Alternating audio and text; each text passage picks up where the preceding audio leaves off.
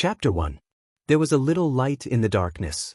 On a starless and moonless night, there wasn't the slightest bit of light in the misty valley. Apart from the faintly discernible light in the center of the distant valley, most of the place was covered in boundless darkness. The night was somewhat cold, and the bleak sound of the wind was accompanied by a slight chill. When the wind blew through the valley, a strange dark color surged like a tide. It was a mist unique to this valley. The valley was very large. During the day, one could see the undulating mountains surrounding it, but during the night, one could only vaguely see the tall shadows, like a silent giant standing on this piece of land. The gap between two mountains on the northwest side of the valley was the only way in and out of the misty valley. Outside the valley, on the same rugged and dangerous mountain path, a figure was walking over. There was a sudden murderous intent in the darkness. Someone in front of the mountain path shouted a few words in a low voice. The figure that was walking over stopped for a moment. With the dim light in the night, one could see that the person was a young man dressed in black. The young man's expression was calm, as if he was not surprised by the sudden appearance of this obstruction. After listening to the whisper in the darkness, he also used a low voice to reply. One question and one answer, like a password, but also like a secret code. Soon after, the murderous intent hidden in the darkness slowly receded, and the black-clothed youth continued to walk forward. However, this part of the mountain path to the entrance of the misty valley seemed quiet and cold, but on this night, it seemed to be particularly strict. On the way, just the same kind of questioning had appeared 3 times. The black-clothed youth answered fluently, calmly passing each of the questioning. In the darkness of the night and the cold night wind, he gradually approached the entrance of the valley. At the side of the mountain path at the entrance, there was a raised hill. Several rocks of different sizes were scattered on the hill, and one could vaguely see a white figure standing at the top of the hill. The black-clothed youth's body paused for a moment. After standing in the same place for a moment, he turned around and walked up the hill. There was no path on the small hill. Weeds grew and swayed slightly in the night wind.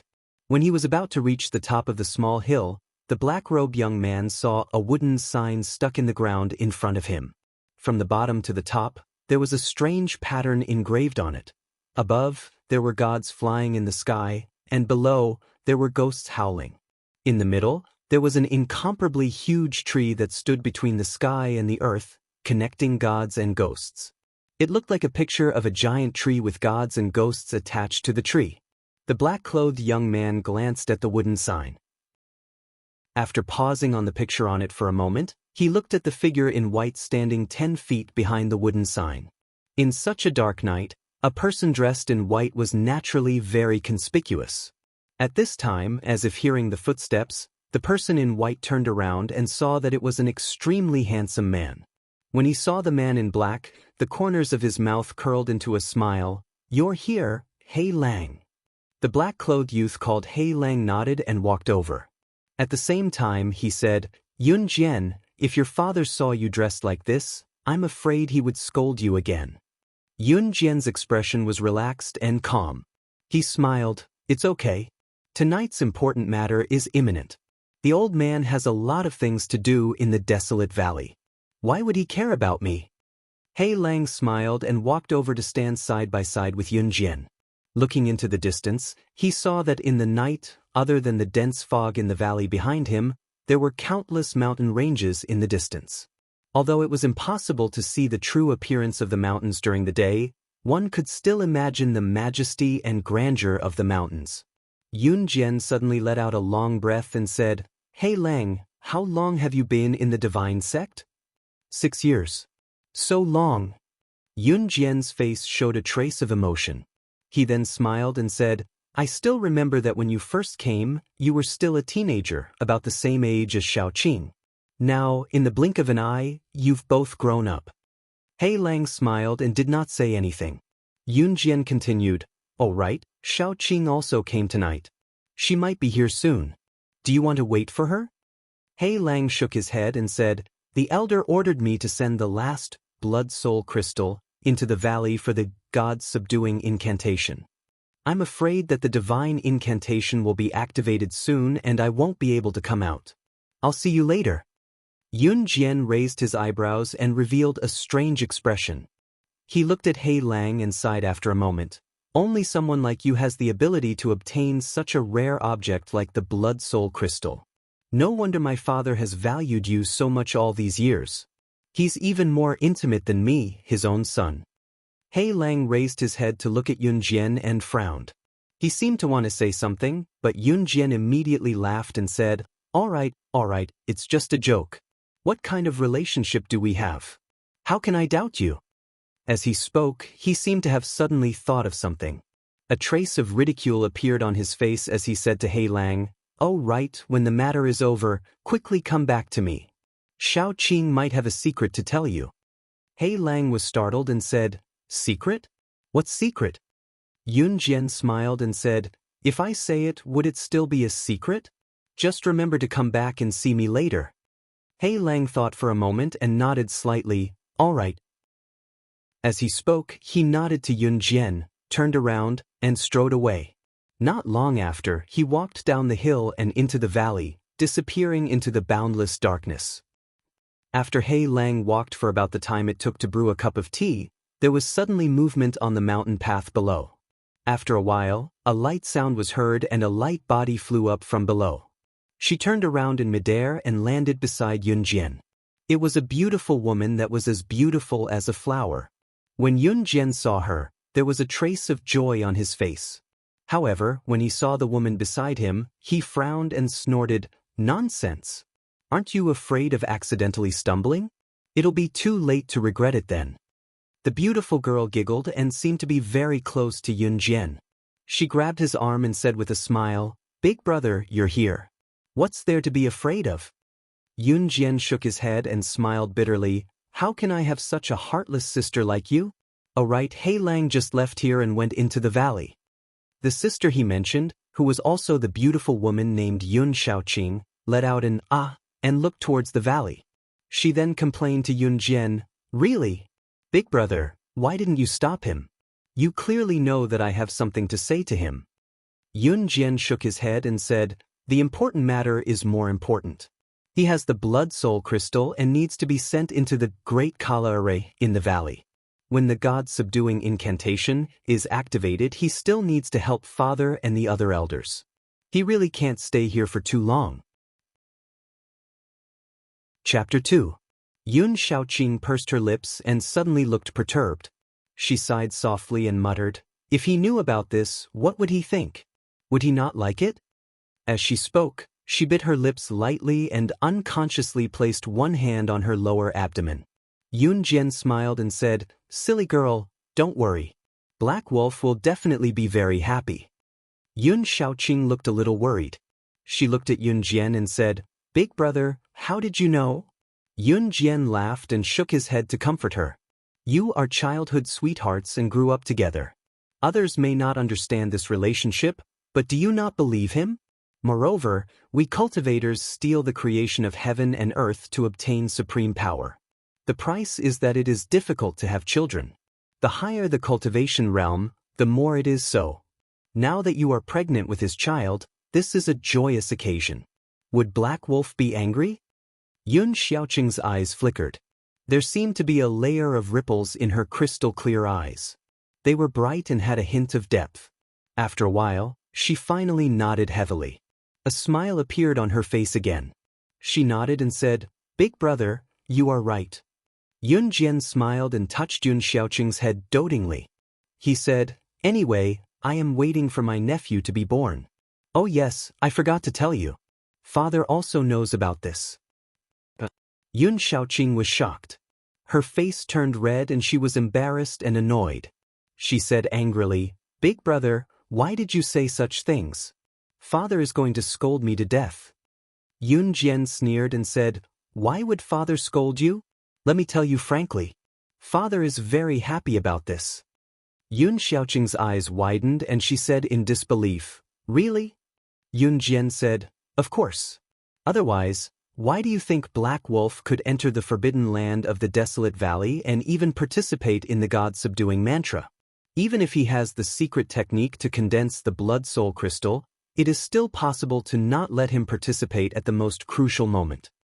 Yun Shaoqing said softly. You mean, father wants to, Yun Jian continued with a smile. Naturally, after knowing that he's about to have a grandson, he finally sees Hei Lang as a family. The Tao techniques that the two of us cultivate are in conflict with the God-subduing mantra, so we can't get close to the valley. But Hei Lang has the bloodline of the burning blood crystal, so he's close to the God-subduing mantra. If we don't vigorously support our future son-in-law, who else can we support? Yun Xiaoqing's face revealed a look of relief and joy. She nodded repeatedly and looked at the dark valley. She put her hands together in front of her chest and prayed softly, "May everything go smoothly and everyone return safely." After saying that, she glanced around from the corner of her eyes. Suddenly, she saw something and let out an "ah," as if she was pleasantly surprised. Yun Jian looked from the side and saw Yun Shaoqing walk to the side and pluck something from the wild grass on the ground. Yun Jian took a closer look and saw that it was a red flower. Yun Shaoqing beamed and said to Yun Jian, "Big brother, look, the acacia flower has bloomed." Yun Jian shrugged his shoulders. The acacia flower was just a common wildflower that could be found everywhere in the mountains. It had no spiritual tattoos, nor was it a spiritual material or a medicinal herb. It was useless to cultivators, so he said grumpily, "It's just a wildflower. Why are you making such a fuss?" Yun Shaoqing didn't care about him and only smiled as she held the red acacia flower in her palm and looked at it. Then, she said with a smile, "This flower has bloomed so beautifully, it must be a good omen." The night wind blew, and the bright red petals of the acacia flower trembled slightly in her snow-white palm, as if they were whispering softly. Hei Lang walked into the misty valley. At first, the path was a rugged path between two towering peaks, but as he went deeper, the path gradually widened. What was strange was that he didn't light any lamps along the way, and his surroundings were dark, but he didn't make any mistakes, as if he was already very familiar with the terrain here. After walking through the small path into the valley, although it was still dark ahead, Hei Lang seemed to have adapted to the darkness, and the ground beneath his feet seemed to have become even more flat. This was the middle of the valley. Because of a strange reason, this valley looked ordinary, but in reality, there were no spiritual herbs that could grow in this valley. There were mostly ordinary weeds and trees, as well as common wildflowers like the acacia flower. Because of this, to the cultivators in the world, this valley was desolate, and this was where the name Desolate Valley came from. Hei Lang looked forward and saw that in the center of the valley in front of him, there was a ball of fire burning. This scene reflected in this valley that was completely shrouded in darkness, and the dot of fire was especially conspicuous. He took a deep breath. At this moment, when there was no one around, he looked a little nervous and kept staring at that spot. After a while, he gently spat out a turbid breath, and his face quickly returned to calmness. Then he strode towards the light of the fire. Under the night sky, the depths of the valley seemed to be filled with a strange aura. It was invisible and colorless, but it seemed to be everywhere, which made people's heart beat faster. It seemed to be an emotion of admiration and fear for the unknown and terrible power. The flames came from a bonfire burning in the valley. What was lit was not firewood, but some strange things. Bones, furs, stones, oddly shaped medicinal herbs, and the strangest thing was large chunks of flesh and blood. They burned silently just like that. If one walked closer, he would find that the strange fuel would flash with strange spirit patterns from time to time, flashing and emitting invisible but strong waves. A large wooden sign about 10 meters high was inserted outside the bonfire. As Hei Lang had seen before, it was painted with a giant tree pattern of immortals and ghosts. Next to the bonfire sat 3 old men. One of them had a plain face that looked like an immortal, and the outline of his face was vaguely similar to Yun Jian. He was sitting on the main seat of honor. The old man on his left was bald and fat, but he had a pair of white eyebrows that hung down his cheeks. The old man on his right was thin, dark, and haggard, with only skin left on his face. He looked somewhat terrifying. Hei Lang walked to the bonfire and bowed to the 3 old men, saying, "Greetings, elders." The 3 people turned to look at him at the same time. The dignified elder and the fat elder both nodded, but the skinny and haggard elder's face darkened. He suddenly sneered and said, Yun Shouyang, what right does your subordinate have to be in the divine formation? Chapter 3. The old man in the middle frowned and revealed a trace of displeasure on his face. He said indifferently, just based on the 3 blood soul crystals he obtained, is that enough? The skinny elder's expression was cold, and he did not seem to fear Elder Yun Shouyang at all. He was about to speak when he heard the fat elder next to him try to smooth things over. Alright. This little guy can obtain blood soul crystals. Not only is it beneficial for casting the incantation, but his cultivation method must also be compatible with the god's subduing incantation. Everyone is free to do whatever they want, and it's not like we're taking anything from you. Skinny guy, don't talk so much. The skinny elder snorted coldly and closed his eyes. Yun Shouyang smiled at the fat elder, and the fat elder nodded in response. Yun Shouyang then waved at Hei Lang. Hei Lang walked over and knelt down a little behind Yun Shouyang. He then took out a completely black dagger and placed it on the ground. 3 inches in front of the dagger's blade, there was a small crystal that was bright red and had the texture of an amber agate. It was attached to the dagger. Yun Shouyang's gaze swept over the small red crystal, and then he looked at Hei Lang. His eyes were gentle as he nodded at him. Hei Lang lowered his head and did not speak. He quietly knelt behind him and waited. However, when his gaze swept over the ground in front of him, he suddenly noticed that in a small patch of wild grass not far away, a small red flower was blooming beautifully. He glanced at the flower and then looked away. This dark night seemed to be exceptionally long. Even time seemed to slow down at this moment. Endless darkness clustered around this valley. After an unknown amount of time, the 4 people by the bonfires suddenly raised their heads at the same time. In the deep darkness in the distance, from an unknown place, a heart-palpitating drumbeat suddenly sounded. The bonfire in front of them, which was still burning, suddenly trembled violently.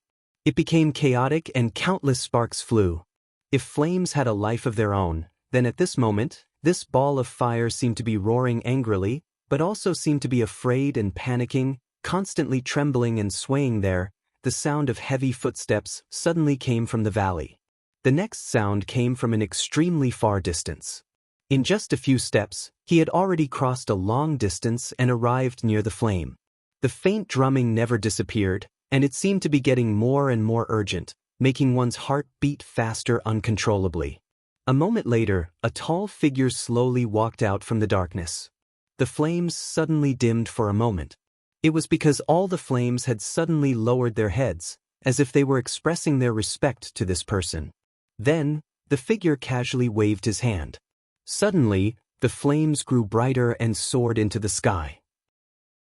In an instant, they grew several times stronger and illuminated the surrounding area of more than 10 zhang. Hei Lang raised his head and his gaze landed on the figure that was slowly approaching.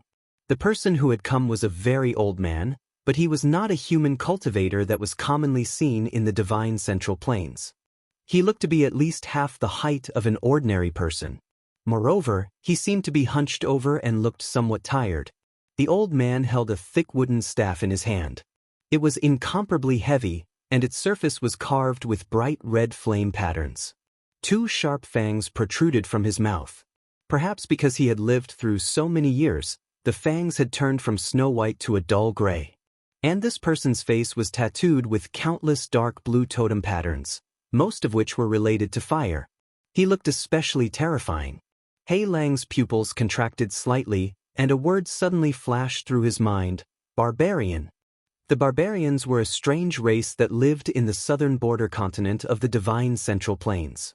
They were separated from the human race by the incomparably huge land of chaos. In the past, although the human cultivators did not have a blood feud with the barbarians, they had never lived in harmony with each other. Just like this barbarian who looked very old at this moment, when he walked past the wooden sign, his eyes swept over the huge tree pattern on the wooden sign, and a trace of obvious contempt suddenly flashed across his eyes. At the same time, 7 unusually tall and majestic figures appeared behind the old barbarian. Without exception, they were all muscular barbarian warriors. Each of them was like a small mountain, and their bulging muscles seemed to contain endless power. Even if it was just a hand-to-hand fight, ordinary demonic beasts would probably not be a match for them. However, these 7 incredibly powerful barbarian warriors seemed to be unusually respectful towards the old barbarian in front of them. When they saw the old man wave his hand casually, they stopped in the darkness and did not come any closer. He Lang's gaze fell on the old barbarian again. He thought to himself, legend has it that the barbarian tribes have always had a position of shaman, a supreme leader. Perhaps this old man in front of me is one? At this moment, the gazes of the 3 elders also fell on the old barbarian's face. After a while, Yun Shouyang nodded at him and said, I've long heard of the great name of the fire shaman. Now that I've seen it for myself, the Venerable One indeed has supreme power and is especially sensitive to fire spiritual energy. I admire you, I admire you. The barbarian old man let out a low laugh. His voice was abnormally deep and hoarse, like the sound of a broken bellow, and it made one's hair stand on end.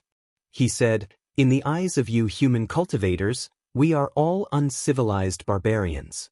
What's there to admire? Yun Shouyang smiled faintly and said, since we've entered the 3 realms divine sect, we've always seen all living beings in the 3 realms as equals. We don't have the leisure to differentiate between these meaningless things. The old barbarian laughed softly and did not say anything. Yun Shouyang asked again, have you brought the thing? The old barbarian put his hand into his bosom, and after searching for a while, he took out a necklace. There were many white bone ornaments hanging on the necklace, and in the middle of the largest bone, there was a small hole dug out. Inside the hole was a small object that was shining with a strange luster. The 2 ends of the object were pointed, and the middle was bulging. It looked like the grain of wood, and it was dark green in color. It looked like the seed of some unknown tree. Looking at it from afar, it did not seem to be anything special, but it made people feel that this seed was full of vitality. As soon as this item appeared, the 3 elders of the 3 realms divine sect were shocked. They stood up together and stared at the white bone, especially at the seed, not letting go. After a while, the 3 of them looked at each other and nodded slightly. It seemed that they had confirmed it. The rotund elder seemed to be the most excited. He clenched his fists and said with an eager and excited expression, since everything is ready, let's begin. Chapter 4. With that said, the fat elder was the first to impatiently return to his original seat. Yun Shouyang and the skinny elder looked at each other and sat down as well. The bonfire burned brightly, illuminating the surroundings and revealing the deep wrinkles, scars, and strange totems and tattoos on the old barbarian's face. He looked like an old beast, and there seemed to be a trace of vigilance hidden in the depths of his eyes. His gaze swept over the 3 elders, and then he slowly walked to the fire and sat down on the last seat. In between, he even panted a few times. His heavy breathing sounded like the whine of some kind of wild beast, as if his old body was already somewhat unable to bear the burden. Yun Shouyang patiently waited for the fire shaman to sit down, then said in a low voice, let's begin, wait. Suddenly, a deep and coarse voice interrupted Yun Shouyang's words. The 3 elders of the divine sect of the 3 realms looked at the fire shaman at the same time, only to see the old barbarian slowly raise a finger and point to Yun Shouyang's side. This person, let him go. The fat and skinny elders frowned at the same time. Yun Shouyang snorted and said, He Lang is my confidant, and he has cultivated a secret technique that can condense blood-soul crystals. Venerable One, you should know what that thing is for the God subjugation mantra, right? The fire in front of him was reflected in the old eyes of the fire shaman, but they seemed unusually bright in the vicissitudes of life, as if 2 balls of fire were burning from within his body. He said slowly, I don't trust him. Yun Shouyang raised his eyebrows, and a trace of anger flashed across his eyes. He then said coldly, according to the ancient records of the divine sect, when casting the God subjugation mantra, if you have the help of the blood-soul crystal secret technique, the chances of success will increase by at least 10%. I wonder if the Venerable One has any objections to this? 10%. The fat and skinny elder's expressions changed at the same time. It was clear that this seemingly insignificant 10% was extremely significant to them. However, they didn't know what this god-vanquishing curse was. It was so difficult for people of their statuses. After hearing Yun Shouyang's explanation, both of their faces lit up with joy. The rotund elder could not help but grumble to Yun Shouyang in a low voice, "Why didn't you tell me and the skinny one about such benefits?" Yun Shouyang nodded slightly at him, then looked at the fire shaman sitting on the other side of the fire. His eyes were bright, and just as he was about to say something, he suddenly heard the old barbarian's hoarse and low voice ring out again. This time, he repeated, "I don't believe him." Even the fat and thin elders couldn't bear to watch any longer. They were figures of extremely high status in the central divine prefecture, and their eyes grew cold. Yun Shouyang frowned. "Then what do you want?" "Let him go." The fire shaman's hoarse voice reverberated in the empty valley like a dying beast king. He was old, but still had the majesty of old.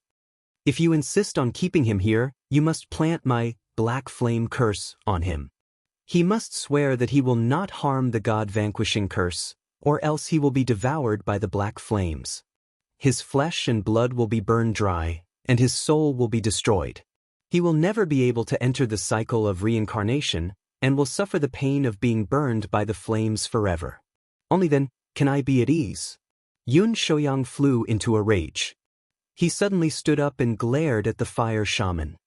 "How dare you plant such a demonic technique on my disciple?"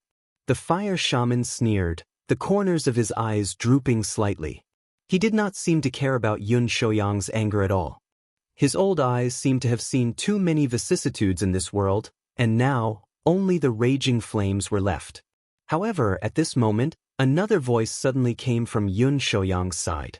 It was the skinny elder. He said calmly, "The Venerable One's words do not seem to be wrong."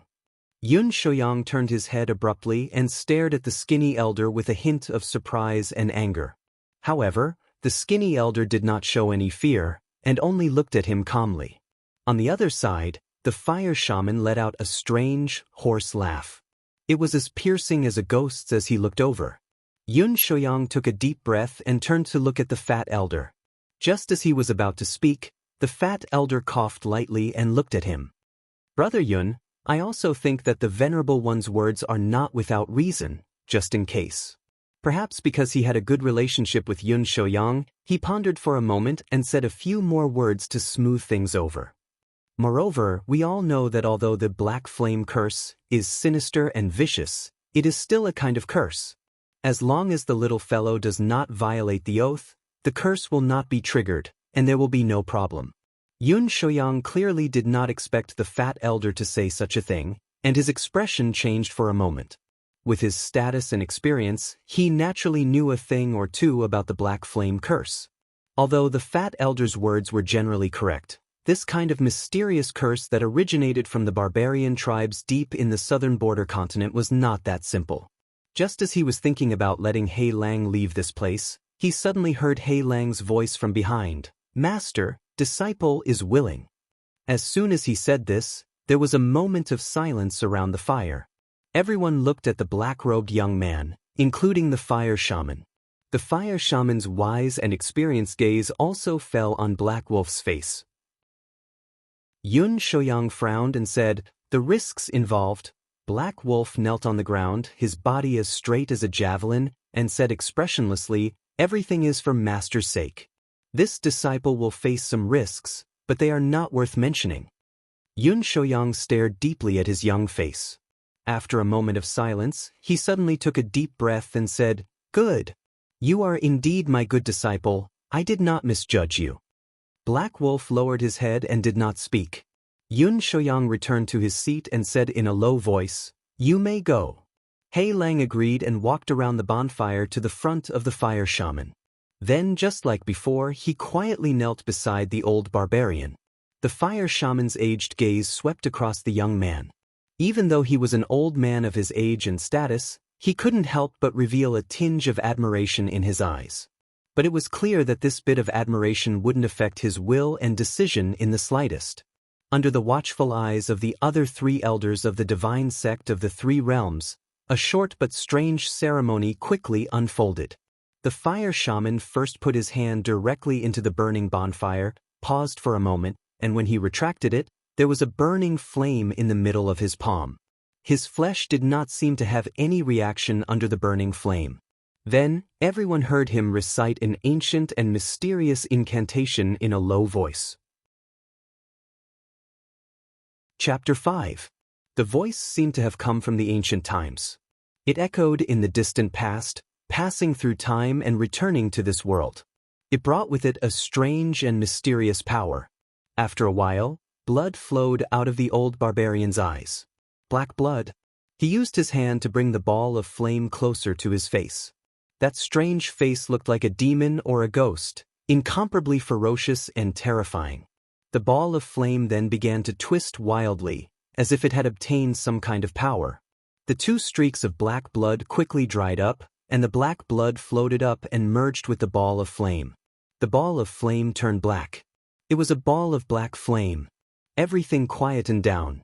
The fire shaman chanted an ancient incantation, and under his guidance, He Lang faced the ball of black flame and swore an oath. He swore that he would not harm the god-vanquishing incantation tonight, and swore that he would do his best for it. If he broke this promise, he would suffer the pain of the black flame's backlash. As He Lang spoke, the ball of black flame swayed and slowly approached his face. Finally, from the center of his forehead, it silently and strangely merged with his flesh and blood, disappearing without a trace. When everything was over, the fire shaman waved his hand. He Lang stood up silently and walked back to the other side of the fire. Yun Shouyang nodded at his disciple and patted him on the shoulder. When he placed his hand on He Lang's shoulder, He Lang could feel that this powerful old man's demeanor was different from usual, as well as the slight strength he used. He raised his head to look at Yun Shouyang and nodded slightly. Then, he returned to his usual silence. At that moment, Yun Shouyang's eyes were filled with love. He thought to himself that he had not misjudged He Lang. After handing little Qing over to him in the future, he would have nothing to worry about. The cold atmosphere seemed to suddenly ease up after the strange incantation. Even the fire shaman, who had always been cold, seemed to have a hint of a smile on his face. Soon, the few of them began their final negotiations. The crucial god-subduing incantation was about to begin. He Lang quietly knelt on the ground. The words of those people who finally felt at ease reverberated in his ears. His eyes suddenly looked at the acacia flower, and then, in more places on the ground further away in this valley, among the weeds that could be seen everywhere, there were already bright red flowers blooming everywhere.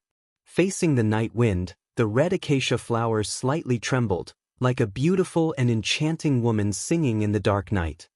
The night was still deep and silent. This long night seemed to continue endlessly in the darkness, until that speck of light suddenly burst out from the deepest part of the darkness. The dazzling radiance was like the sun that suddenly rose in the night sky.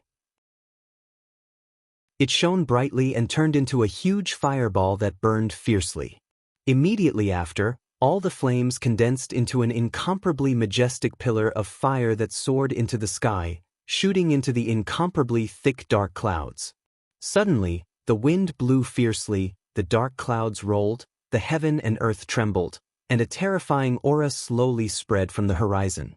In the desolate valley was the source of the huge fireball.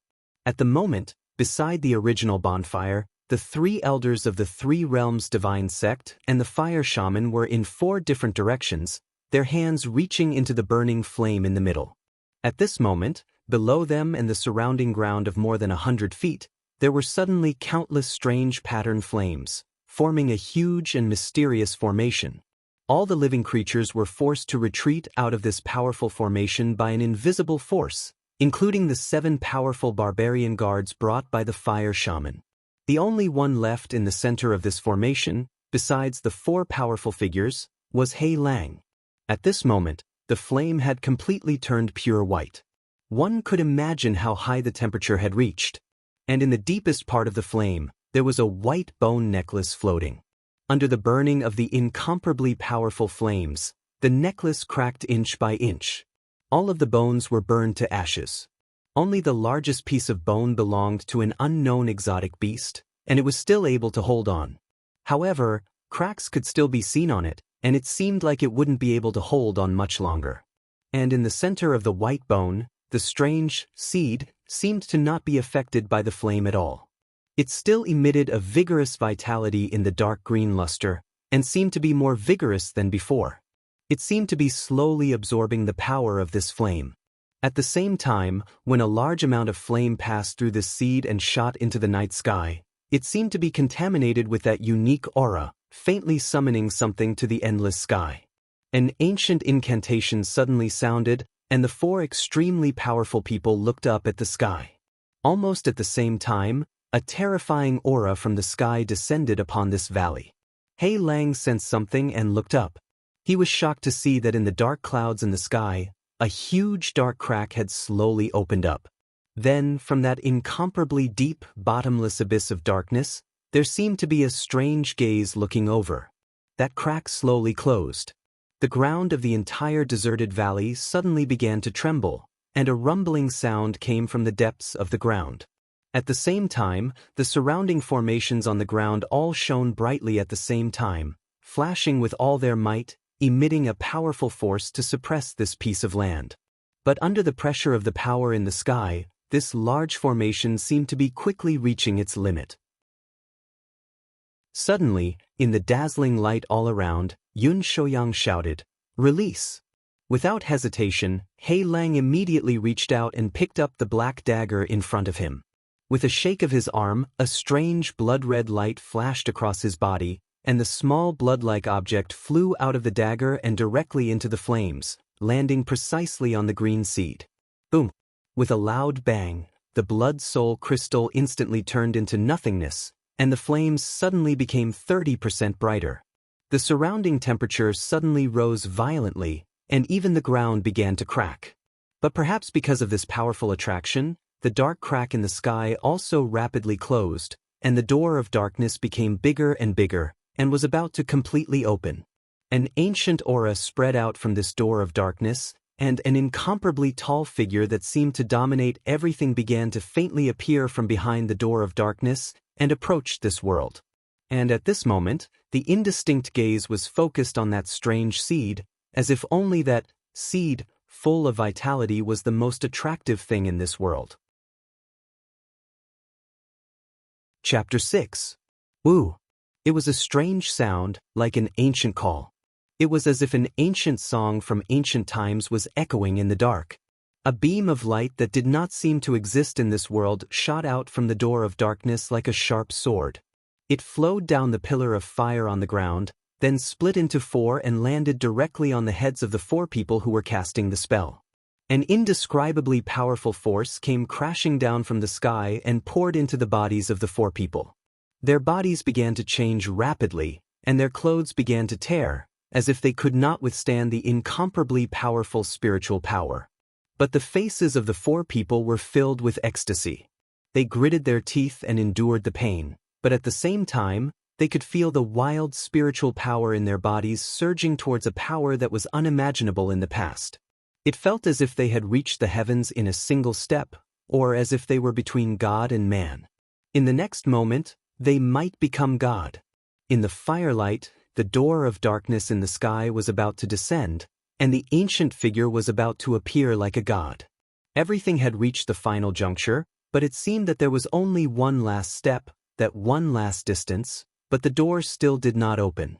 It was as if there was only that last bit of power left. Yun Shouyang roared, "Black Wolf!" But the corner of his eyes suddenly froze. In that split second, he suddenly saw that there was no one beside him. The man in black who had been guarding him silently and determinedly had suddenly disappeared. Yun Shouyang was shocked, but before he could react, he suddenly felt a chill in his heart. A black sword had pierced through his heart and came out from his chest. A pale hand grabbed Yun Shouyang's shoulder from behind. The black-robed young man stuck close to him, his face expressionless. Then his other hand gripped the incomparably sharp black sword, and he suddenly pulled it out from Yun Shouyang's back. Yun Shouyang shouted. His body was about to react, but he was shocked to find that he could not move at all.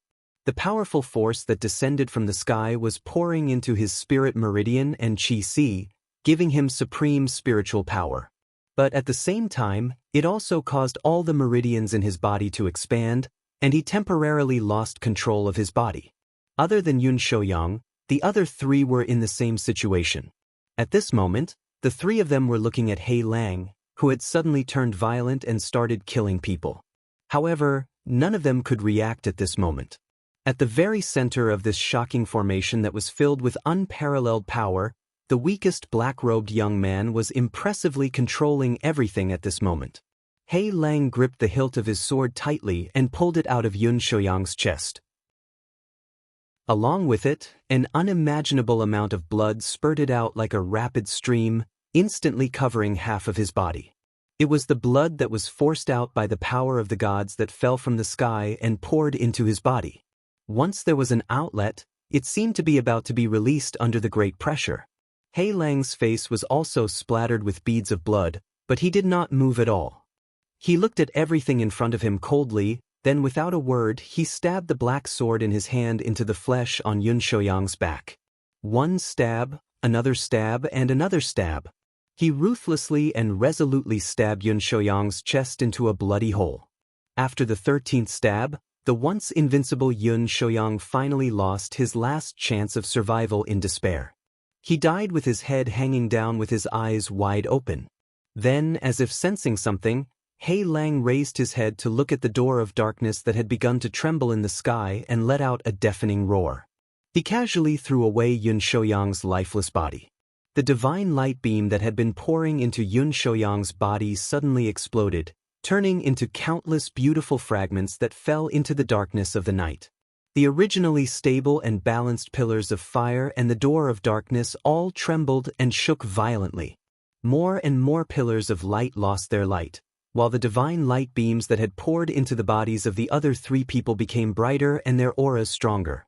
Crazy roars came from the door of darkness, and below, everything seemed to be getting crazier and crazier. Under the despairing gazes of the three people, the unbalanced formation collapsed piece by piece. More and more divine power flowed down like an uncontrollable torrent. In the strong wind, their bodies slowly expanded like inflated balloons. Then, tongues of fire swept up and burned every corner of their bodies. Finally, there were suddenly 3 deafening explosions. Boom, boom, boom. The 3 bodies suddenly exploded, turning into a rain of blood and shattered bones. They were engulfed by the darkness of the night and the crazy flames. Almost at the same time that the fire shaman's body exploded, as if triggered by an invisible force, the 7 powerful barbarian warriors that he had brought with him suddenly collapsed at the same time. They fell heavily onto the burning ground, as if the thread of life that had been entrusted to them had suddenly snapped, taking away their lives. The door of darkness in the sky also suddenly closed after a final roar and a deafening roar. Then, it disappeared into the darkness of the sky. On the ground, the flames spread in all directions, illuminating the entire barren valley within a radius of 1,000 feet. In the depths of the flames, He Lang rushed into the depths of the flames and grabbed the white bone with the strange seed embedded in it. Where the tentacles touched, the piece of white bone instantly shattered and turned into dust. Only the dark green seed remained. Unexpectedly, it was not damaged in the slightest and fell into Black Wolf's hand. But at this moment, He Lang's body suddenly trembled and he let out an incomparably miserable howl. Ah! The mournful howl spread far away, like the desperate howl of a wild beast. Black flames suddenly rose from his body and began to burn crazily. Strangely, this black flame incessantly burned his flesh, but it didn't damage He Lang's clothes in the slightest. He Lang felt like he was in purgatory. He kept howling at the sky. His flesh and blood were burning in the black flames. His skin was torn and his flesh was lacerated. Blood flowed out and quickly dried up. Indistinctly, a dazzling shadow appeared in the sea of chi on his abdomen. However, the terrifying black flames even burned this shadow. It broke into pieces and quickly disappeared into the shadows. Everything about He Lang, even his soul, seemed to be boiling, cracking, and shattering in the black flames. Chapter 7. For some unknown reason, Black Wolf did not collapse amidst the terrifying and cruel black flames. He roared and howled, but he still stood upright. Then he walked out of the valley step by step. His flesh and blood looked like they were burning and melting. The black flames burned into his soul, causing his mind to turn blank and confused. However, this man who was trapped in hell still walked out step by step. Outside the valley, there were already sounds of fighting and shouting. It seemed like an intense battle was happening. Not long after, just as he was about to reach the entrance of the valley, a figure suddenly flashed across the mountain path in front of him. It was a beautiful woman. It was Yun Shaoqing. She saw Black Wolf at a glance and instantly turned pale with fright. She pounced over and cried out in horror, Black Wolf, what happened to you?" Black Wolf's eyes had almost completely lost their luster. It was as if he had been completely burned by the terrifying pain. Perhaps he was just numb, or perhaps he had long developed an instinct. He leaned towards Yun Shaoqing. Yun Shaoqing shouted in panic. She opened her arms and wanted to hug him, but suddenly, Black Wolf raised his right hand. The black sword that was still in his hand stabbed into her chest. Yun Shaoqing's voice came to an abrupt halt. Her beautiful face revealed a look of disbelief. She looked in horror at the man who was being burned by the black flames. Her mouth opened twice, but no sound came out. Then she collapsed on her back. Her beautiful eyes widened, as if she could not believe what she saw. Blood splattered from her chest, staining a red acacia flower on the ground beside her. In just a short while, a white shadow appeared. It was Yun Jian who rushed in from outside the valley. He shouted loudly, "There are strong enemies attacking. There are many of them and they are very strong. Father, what happened? Black Wolf, what happened to you?" Black Wolf leaned over. At this moment, Yun Jian had already clearly seen the terrifying scene of him being burned by the black flames. He could not believe his eyes for a moment and was dumbfounded. Suddenly, he also saw a black sword appear in front of him. In the terrifying flames, the sword stabbed into his chest. The two of them hugged each other tightly and stuck to each other. Blood spurted out and Yun Jian's body stiffened. There was still an expression of disbelief on his face. Although the terrifying black flame was still burning, it did not burn Yun Jian's body at all. It seemed to only burn on Black Wolf's flesh forever. Hot blood once again dyed Black Wolf's body red, causing him to become completely covered in blood. Coupled with the terrifying black flames, at this moment, Black Wolf was like an evil spirit that had walked out from hell. Yun Jian clutched his chest and collapsed weakly. Before he died, he suddenly saw Yun Shaoqing lying on the ground not far away. At that moment, he seemed to have been provoked by something. He looked at Hei Lang in disbelief and roared, You actually killed her." Before he finished speaking, the black sword suddenly flew over from the darkness. With a swoosh, it cruelly and mercilessly pierced through his throat, suppressing the rest of Yun Jian's words. Yun Jian slowly lowered his head and seemed to shake his head with some difficulty. Then he died. The black sword flew back, carrying a mournful blood color. Hei Lang faced the dark sky and once again let out a mournful and tragic howl. That pain seemed to have burned all of his consciousness. But for some reason he still did not stop. Just like that, he turned into the figure of an evil spirit and staggered in this dark valley. Gradually, he disappeared into the darkness. In the remaining footprints, each step was stained with blood. Each step was bright red. In this dark night, under the wild flames, in the end, only the dark red acacia flowers were left, like blood, trembling in the wind. The black flames burned crazily, burning everything. The entire world was in darkness. There seemed to be only crazy howls and the tragic sight of flesh and blood being burned dry. With a low roar, Lu Chen suddenly woke up from his sleep. He suddenly sat up and gasped for breath. Sweat seeped out of his forehead. The thin quilt covering his body slipped down, revealing his strong upper body that was not covered at all. He did not care and only breathed heavily. He stared blankly at the strange bed in front of him. There was a glimmer of light outside the window. It was already early in the morning. At this time, beside him, a white and plump arm stretched out from the side and gently wiped the sweat off his forehead. Then a soft voice said, "What's wrong? Did you have a nightmare again?" Lu Chen turned his head and saw that under the same thin quilt, There was a beautiful woman lying next to him. At this moment, after a night of sleep, she seemed to be a little tired, with a trace of laziness. Her beautiful hair was like clouds, draping over her white and smooth shoulders.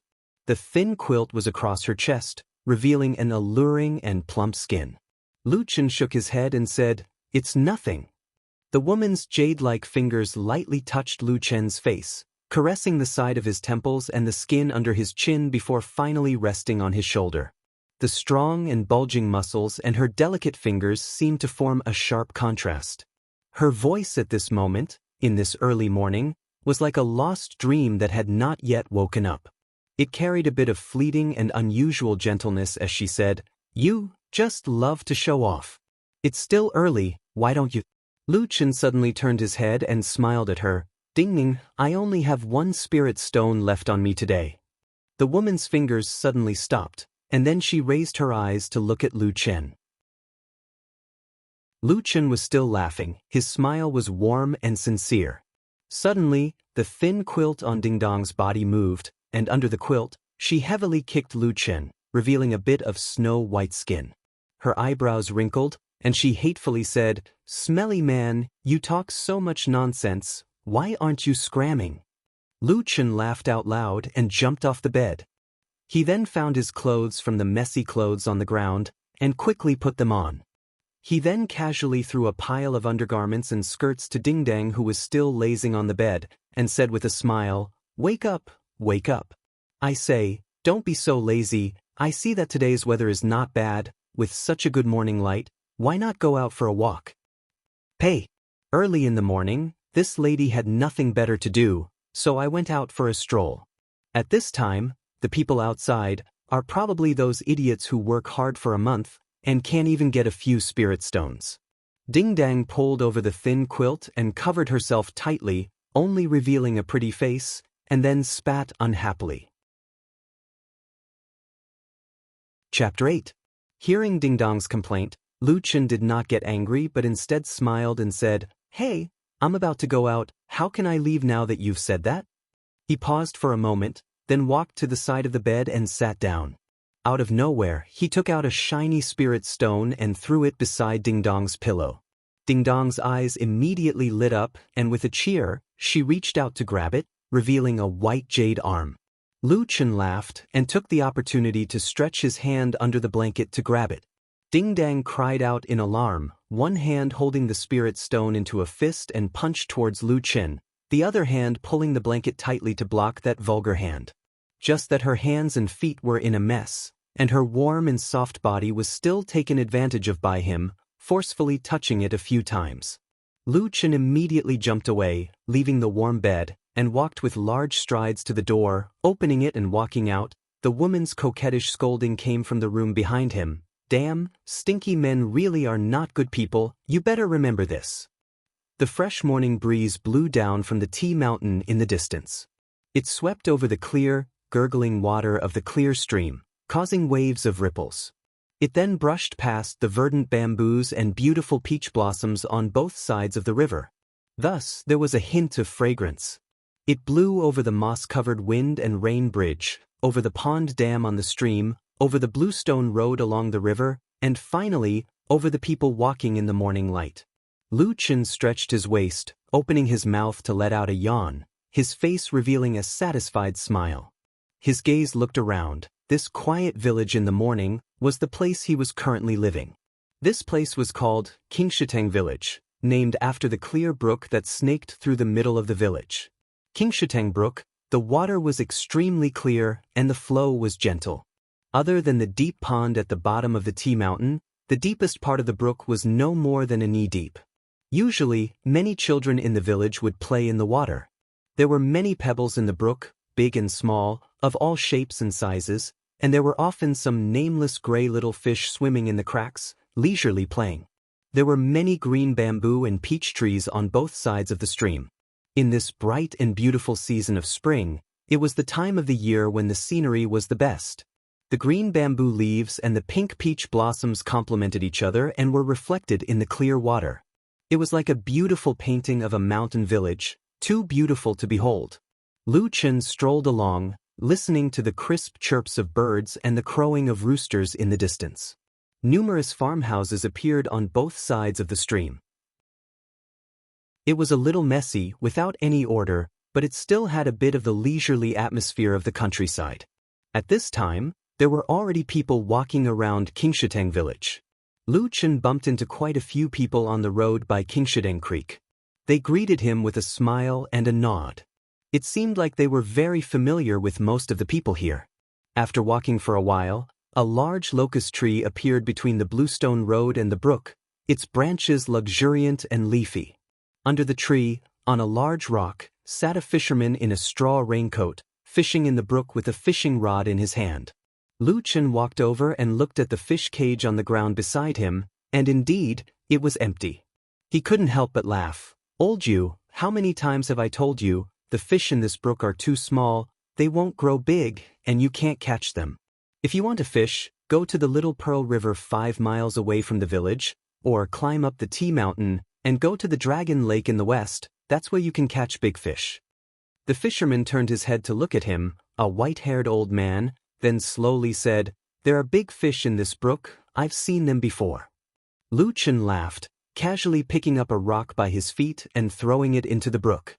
With a splash, the water splashed and immediately rippled. He then said to the old fisherman with a smile, "I've lived here for so many years, but other than the gray stripes in the cracks of the rocks, I've never seen big fish in the water." "You're talking nonsense, aren't you?"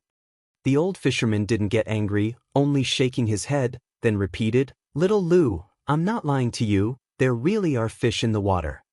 Lu Chen laughed, as if talking to this fisherman called Old Yu made him very happy. He patted Old Yu's shoulder lightly, then turned and strode away. Only Old Yu was left sitting alone under the big locust tree. After staring blankly for a while, he cast his fishing line again, making an arc in the air before landing in the water, and continued to fish in silence. Walking along the road for another 100 or so feet, he saw a few houses built together. A few green bamboos grew in the corners of the walls, and the last house had a crooked flag hanging diagonally outside. On the flag was the character Jiao, which was almost unrecognizable to others. Lu Chen walked over and casually pushed the door. The door opened, and then a somewhat helpless voice came from inside, saying, "Hey, have you seen anyone's tavern open so early?" Lu Chen walked into the nameless tavern unconcernedly. As expected, he saw that most of the chairs were still upside down on the table, as if they had been closed last night. He didn't stand on ceremony, walking to the window and taking a stool on the ground to sit down. Then he turned back and smiled, saying, "I'm not here to drink." At the side of the tavern's wall, behind the counter, a chubby middle-aged man with a blissful face slowly sat up. He looked at Lu Chen and asked with interest, "Oh? Then I'm curious. If you're not here to drink, then why are you in my tavern?" Lu Chen patted his belly and said, "I've been tired all night, and my stomach is about to flatten. Cook a bowl of noodles to eat." The amiable middle-aged man snorted and said, "I only sell wine, not noodles." Lu Chen laughed and said, "I'm not planning on buying from you. If I don't buy, then I'll have noodles. Go. After the time it took to drink a cup of tea, a bowl of hot and fragrant onion and egg noodles was placed in front of Lu Chen. Lu Chen exclaimed in admiration. He picked up the chopsticks and began to eat. As he ate, he said in a muffled voice, "Old Ma, your cooking skills have improved again. This noodles is really good. To be honest, if it weren't for your wine and cooking, I don't know how I could survive here for the past 10 years. Old Ma took a rag from behind the counter and then walked out. He took down the stools from the table and began to wipe them. At the same time, he smiled and said to Lu Chen, "Don't talk nonsense. Even if my wine and food are so bad that even dogs won't touch them, you can still eat them without batting an eyelid." Lu Chen ate the noodles in big mouthfuls, as if he didn't hear what Old Ma said. Old Ma didn't care. He put down the stools in the tavern and cleaned them. When he turned back, there was only an empty bowl on the table in front of Lu Chen. Chapter 9. Lu Chen let out a burp and rubbed his belly in satisfaction. He smiled and said, "The taste isn't bad. It's a good meal." Old Ma glanced at him and put away the bowl. At the same time, he lightly said, "You went to see Ding Dang again last night?" Lu Chen leaned against the wall and casually crossed his legs. He looked at Old Ma and smiled. "What, you're interested in her too?" Old Ma snorted and said, "She's just a prostitute, I'm not interested." Lu Chen rolled his eyes and said, "Prostitutes aren't people. She also wants to live a good life. What's more, she can't just let anyone into her house and bed her. At least in this village, she has to like the person." He smiled and looked at Old Ma and said, "Look at your fat body. Ding Dang definitely won't like you." Old Ma cupped his hands and said, "Many thanks, many thanks. Please don't like me." Lu Chen couldn't help but laugh and scold him with a smile. "You bastard, why are you making things difficult for a woman?" As the two were talking, the outside of the house gradually became lively. As time passed, the warm sun finally rose over the peak of Tea Mountain and shone down on the village at the foot of the mountain. The village seemed to have woken up and was filled with all kinds of sounds. Lu Chen sat in the wine shop and listened for a while. He suddenly said, "These 2 days, the villagers have been busier than usual. Is it almost time for the Thousand Autumns Gate to send people down to collect grain and tea?" Old Ma thought about it and said, "It's about time. Today is the 6th of the 3rd month. In 4 days, which is the 10th of the 3rd month, the Thousand Autumns Gate will send people down." Lu Chen looked happy and said, "They're finally here. If they didn't come, I would have spent all my spirit stones." Old Ma sneered, a look of disdain on his face.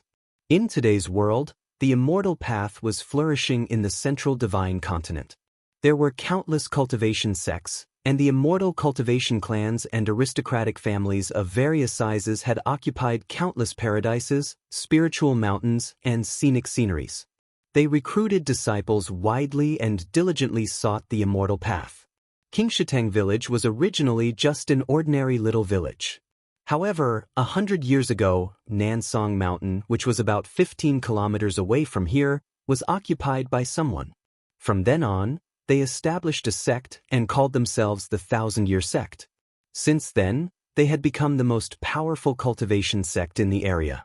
Because of this, Qingshitang village, which was only 30 miles away from South Pine Mountain, was naturally included in the Thousand Autumn Sect's sphere of influence. At the same time, because it was located on the main road to South Pine Mountain, there were quite a lot of people coming and going. As a result, the village gradually became more prosperous. To the people of the mortal world, Qi refinement cultivators were the equivalent of immortals. Within 1,000 miles, the strongest sect, the Thousand-Year House, was naturally the local tyrant. At the same time, in addition to cultivating their own Tao, cultivators often needed more natural and spiritual materials to support them. Qingshitang village was a place with beautiful mountains, clear waters, fertile soil, and abundant spiritual energy. Thus, the Thousand-Year Sect had developed it into an important production area. The fields in front of the village were planted with spirit grains, and the tea mountain behind the village was filled with spirit tea. At the beginning of every month, people would come to collect the spirit grains and spirit tea. At the same time, they would also distribute spirit stones to those who turned in the spirit grains and spirit tea. Lu Chen leaned against the window of the small tavern, watching the gradually bustling scene of the village and the hopeful faces of the people outside. He suddenly turned around and said to the owner of the tavern who had come out with a jug of wine, "Old Ma, why do you think these people work so hard to grow those things, and then do everything they can to live frugally? Just what do you think they're doing?" Old Ma replied indifferently, "Isn't that obvious? Out there, which one of those people doesn't want to become immortals and become immortals? Don't they work so hard to accumulate spirit stones so that they can go to the Thousand-Year Sect and see if they have the talent to become immortals?" Lu Chen pursed his lips. The Thousand-Year Sect is a little unkind. It's just a common test, but they insist on collecting 1,000 spirit stones from each person. How many people have they driven to their deaths? I've seen many people in this village collect 1,000 spirit stones at the age of 50 or 60. Then they go to the Thousand-Year Sect and spend all their life savings to see through the mirror. Most of them don't have any talent. The rest might have a bit of talent and could barely cultivate, but they were kicked out because they were too old. Then, some cried like crazy, and their lives were pretty much ruined. Old Ma shrugged and said, although this method is not very presentable, it's still passable. At least it's not too ugly. There's no forced enslavement or anything like that. It's already good enough. Lu Chen couldn't help but laugh.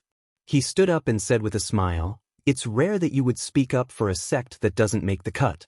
Old Ma said indifferently, last year, the 1,000-year sect was ranked as a beginner middle rank sect on the list of 10,000 immortals issued by Zheng Xianming. It's no longer a small sect that doesn't make the cut. What the hell? Lu Chen was shocked. His eyes widened as he looked at Old Ma. No way, I don't think this trashy sect is qualified.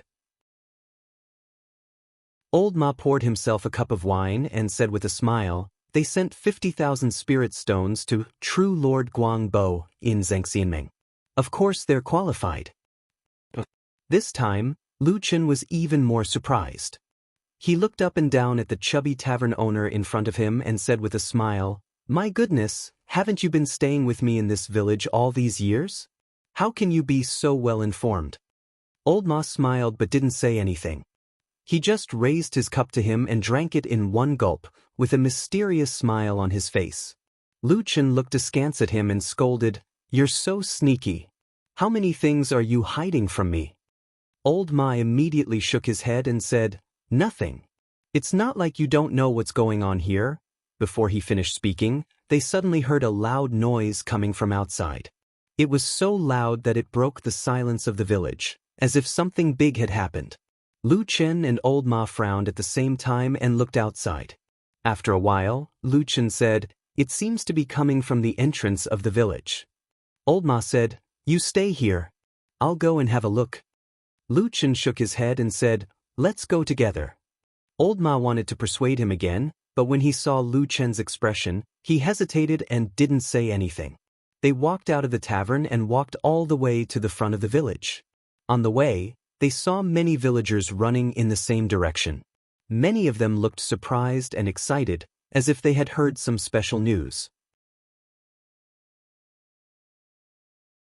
Chapter 10. Old Ma took 2 steps forward and suddenly saw a familiar villager who frequented the tavern. He quickly grabbed him and asked, what's going on up ahead? Why is it so noisy? The villager did not stop and said loudly, I heard that a few immortal masters from the 1,000 Autumns sect found a demon from the divine sect of the 3 realms who had snuck into the sect. He's now at the entrance of the village. Old Ma's body shook and he unconsciously let go of the villager. After a while, he turned around and looked at Lu Chen who was beside him. He saw that his friend was frowning slightly, his face indifferent, but there seemed to be a strange light in his eyes. Old Ma took a deep breath and said in a low voice, let's go back. Lu Chen looked at him and said lightly, if you turn back now, wouldn't it look even more strange to others? Old Ma frowned and looked around. Sure enough, almost everyone in the village was walking in the direction of the village entrance. At this time, if only the 2 of them suddenly turned around halfway, it would indeed be a little conspicuous. At this moment, Lu Chen reached out and patted his shoulder, saying, let's go take a look together. As he said that, he walked straight ahead.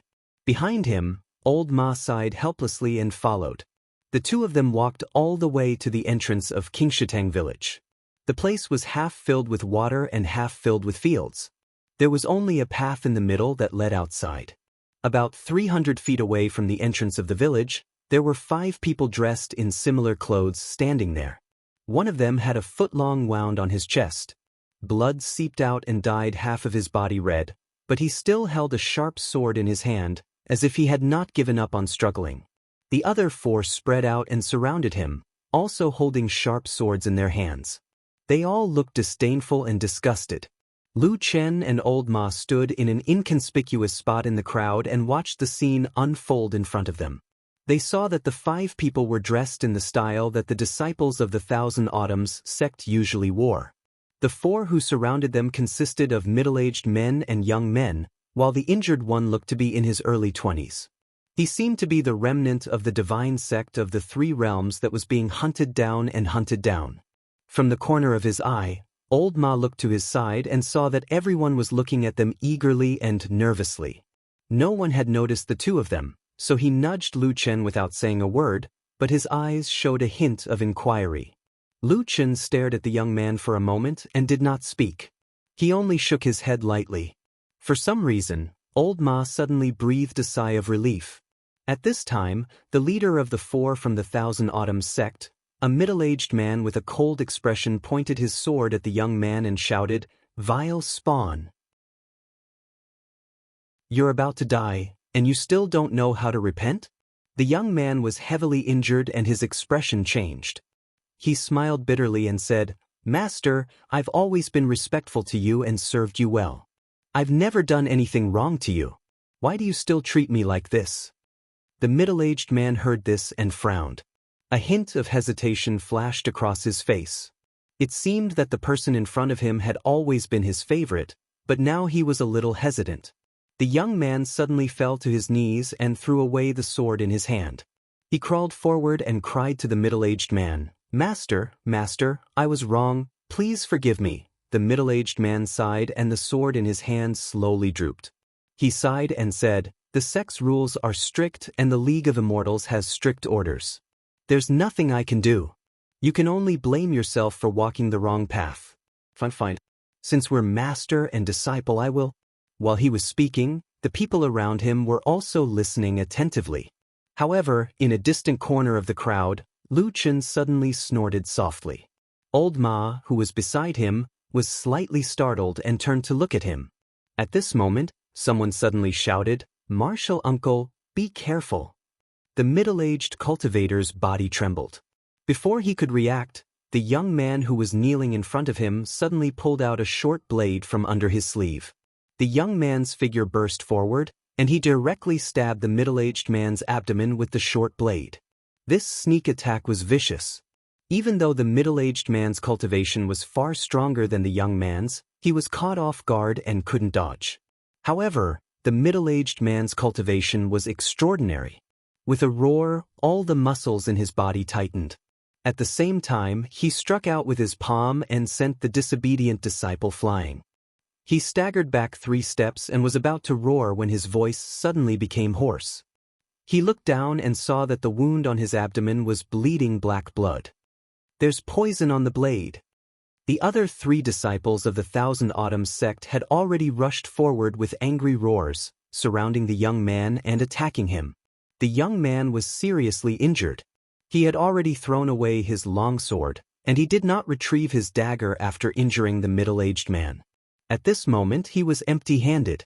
Under the siege of his 3 former fellow disciples, he could only retreat in defeat. However, there was no fear on his face. Instead, he seemed to have gone mad. He laughed and shouted at the top of his lungs, "The true God has descended and unified the 3 realms. In the future, I will ascend to the ranks of immortals and go." Before he could even finish his sentence, he had already been struck by a ray of sword light and fell to the ground. The disciples of the Thousand Autumns clan who followed closely behind him all looked like they hated this person to the core. They all followed closely behind. Sword lights rained down and in the blink of an eye, blood splattered everywhere. In an instant, this person was reduced to a pile of meat paste in broad daylight.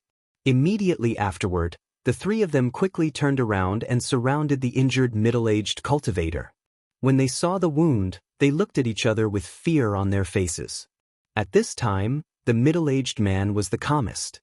He whispered in a hoarse voice, "Let's go back to the mountain." Only then did the 3 of them react, and they hurriedly agreed. Then, one of them carried the middle-aged cultivator while the other 2 protected him, and they dashed away. No one cared about the remnant of the divine sect of the 3 realms anymore.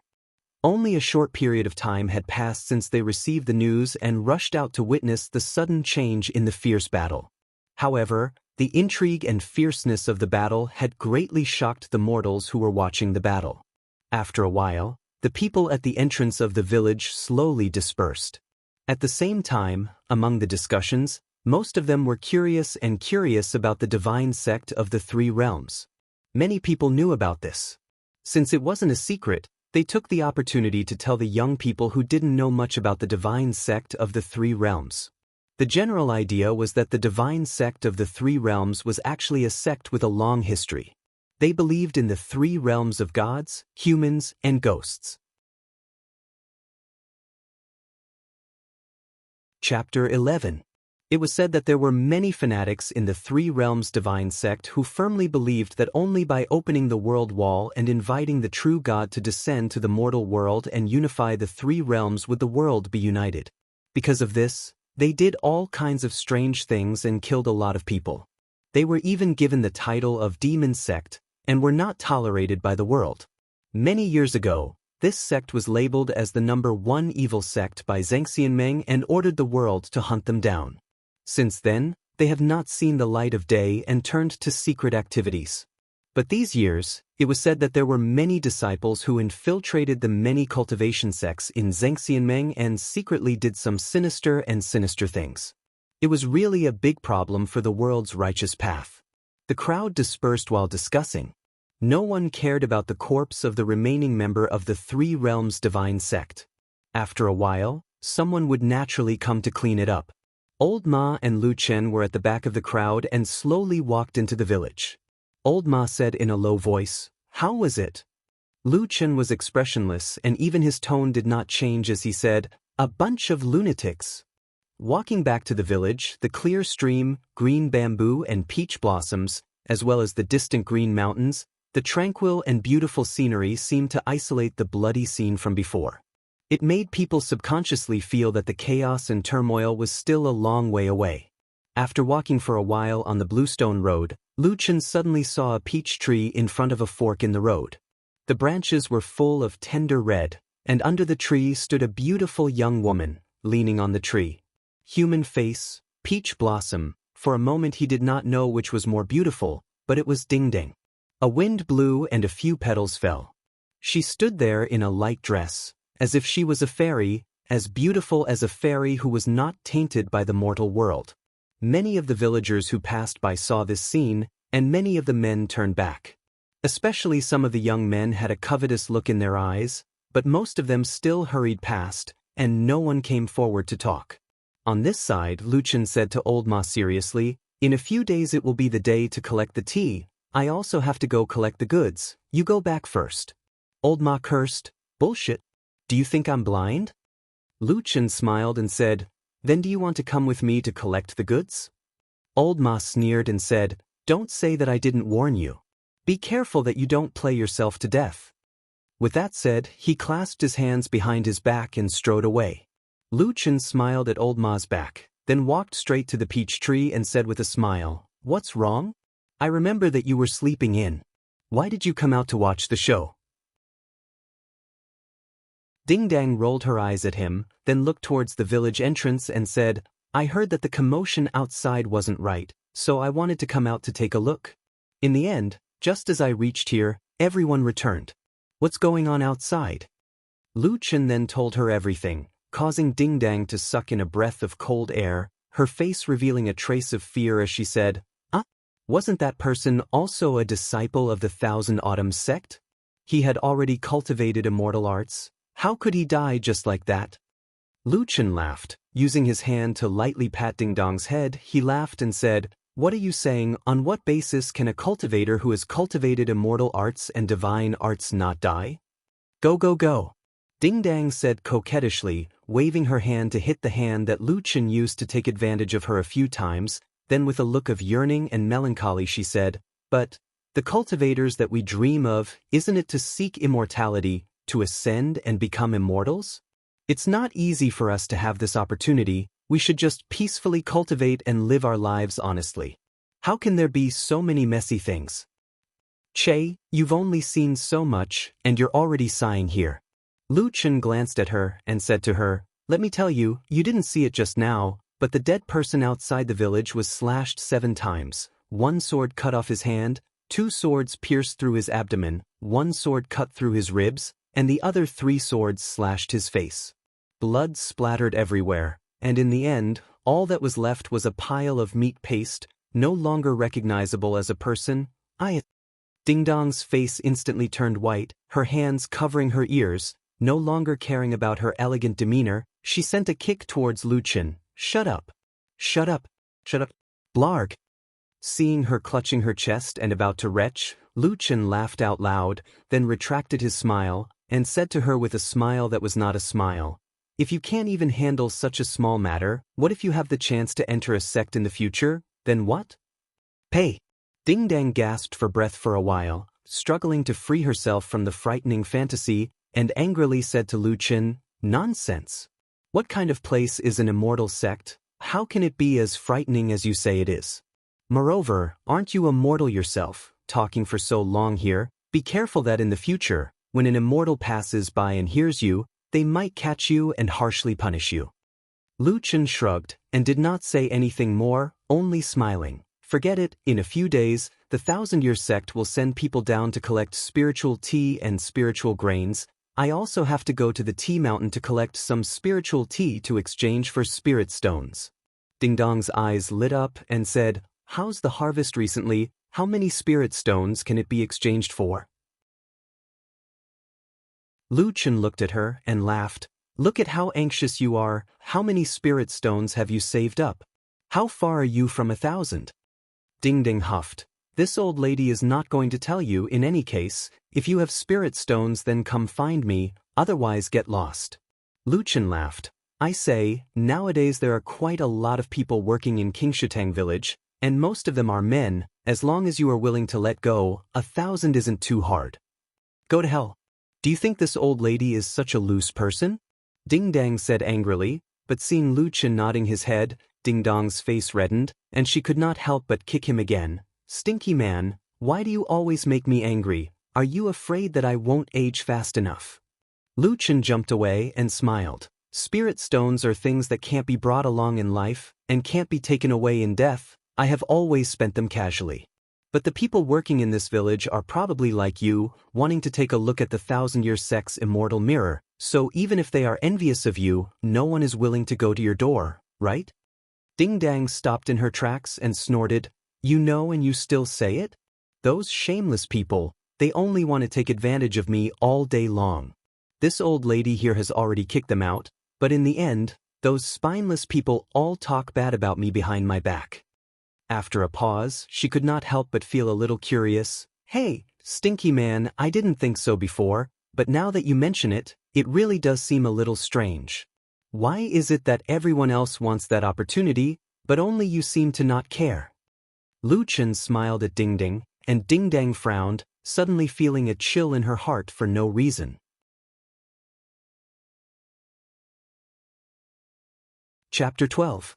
But Ding Dong's uncomfortable feeling only lasted for a moment. After a while, Lu Chen laughed and waved his hand, saying, "Spirit stones are common, but a beauty like you is not. Now that I have the chance to get intimate with you, I can't let go of this opportunity." Ding Dong's face reddened, and she rolled her eyes at him before turning around to leave. Lu Chen watched as she walked back to the house in the distance, then turned around and continued walking forward. When he reached the large locust tree, he saw that the old fisherman named Old Yu was still sitting under the tree, fishing. It was as if he was the only person in the entire village who didn't care about what happened outside. However, at this time, other than the old fisherman, Old Ma was also standing behind Old Yu. He was looking at the clear stream in front of them and couldn't stop looking. Lu Chen walked over and stood beside Old Ma, saying, "There are no fish in this stream." Old Ma didn't seem surprised at his sudden appearance. Instead, he pointed at the cracks between the pebbles in the clear stream and said seriously, "That's nonsense. Look, there are a lot of fish over there." Lu Chen helplessly looked at the small grayish-black fish that were smaller than a finger and were swimming leisurely at this moment. He sighed and said, "I'm saying that there aren't any big fish in the water that Old Yu wants to catch." Old Ma thought for a moment and said, "You're right." The two of them walked side by the clear stream, feeling the spring breeze on their faces. As they walked, Old Ma suddenly said, "That woman named Ding Dang, if she really gathered 1,000 spirit stones and luckily passed the test of the 1,000 Autumn Gate Immortal Mirror, and became a cultivator of the 1,000 Autumn Gate, what do you think the first thing she would do?" Lu Chen looked at the green mountains in the distance, a smile hanging on his lips. He said, "Oh, diligently cultivating in order to live forever?" Old Ma glanced at him and said, I think the first thing she would do after gaining cultivation is to sneak back here and kill the man she had a relationship with. Lu Chen laughed and patted Old Ma's shoulder. Old Ma, why are your thoughts so dark? She's a woman, she didn't do anything to you, why do you hate her so much? Moreover, for those things that have not happened, who can say for sure? If I were to say, maybe after Ding Dang obtains the Tao, she will remember our old relationship and come back to help me cultivate on the mountain. What do you think? Saying that, he could not help but laugh out loud. Old Ma sneered and ignored him. He took a few more steps forward. Seeing that he had reached the fork in the road leading to the tavern, he suddenly said lightly, "You know I'm right." Lu Chen's footsteps paused for a moment. He walked to the fork and turned to Old Ma and said with a smile, "It's getting late. You go back to your wine shop, I'm going home to sleep." Old Ma stared at him and said, "You've seen more things than me, why do you turn a blind eye to it?" Lu Chen's eyelids slightly drooped. After a moment of silence, he said, "I've seen a lot, so I want to look on the bright side. This way, at least I can live comfortably." He shrugged his shoulders and said, "Otherwise, even if I live, it might be a life worse than death, so it's better to let myself be happy." After speaking, Lu Chen laughed, looking cheerful and happy. He waved to Old Ma beside the spring breeze and under the green bamboo and peach blossoms, then turned and left. Old Ma looked at his back and shook his head. His face gradually revealed some emotions, but he didn't say anything in the end. After leaving Old Ma, Lu Chen walked along the Qingshui stream all the way to the foot of the mountain.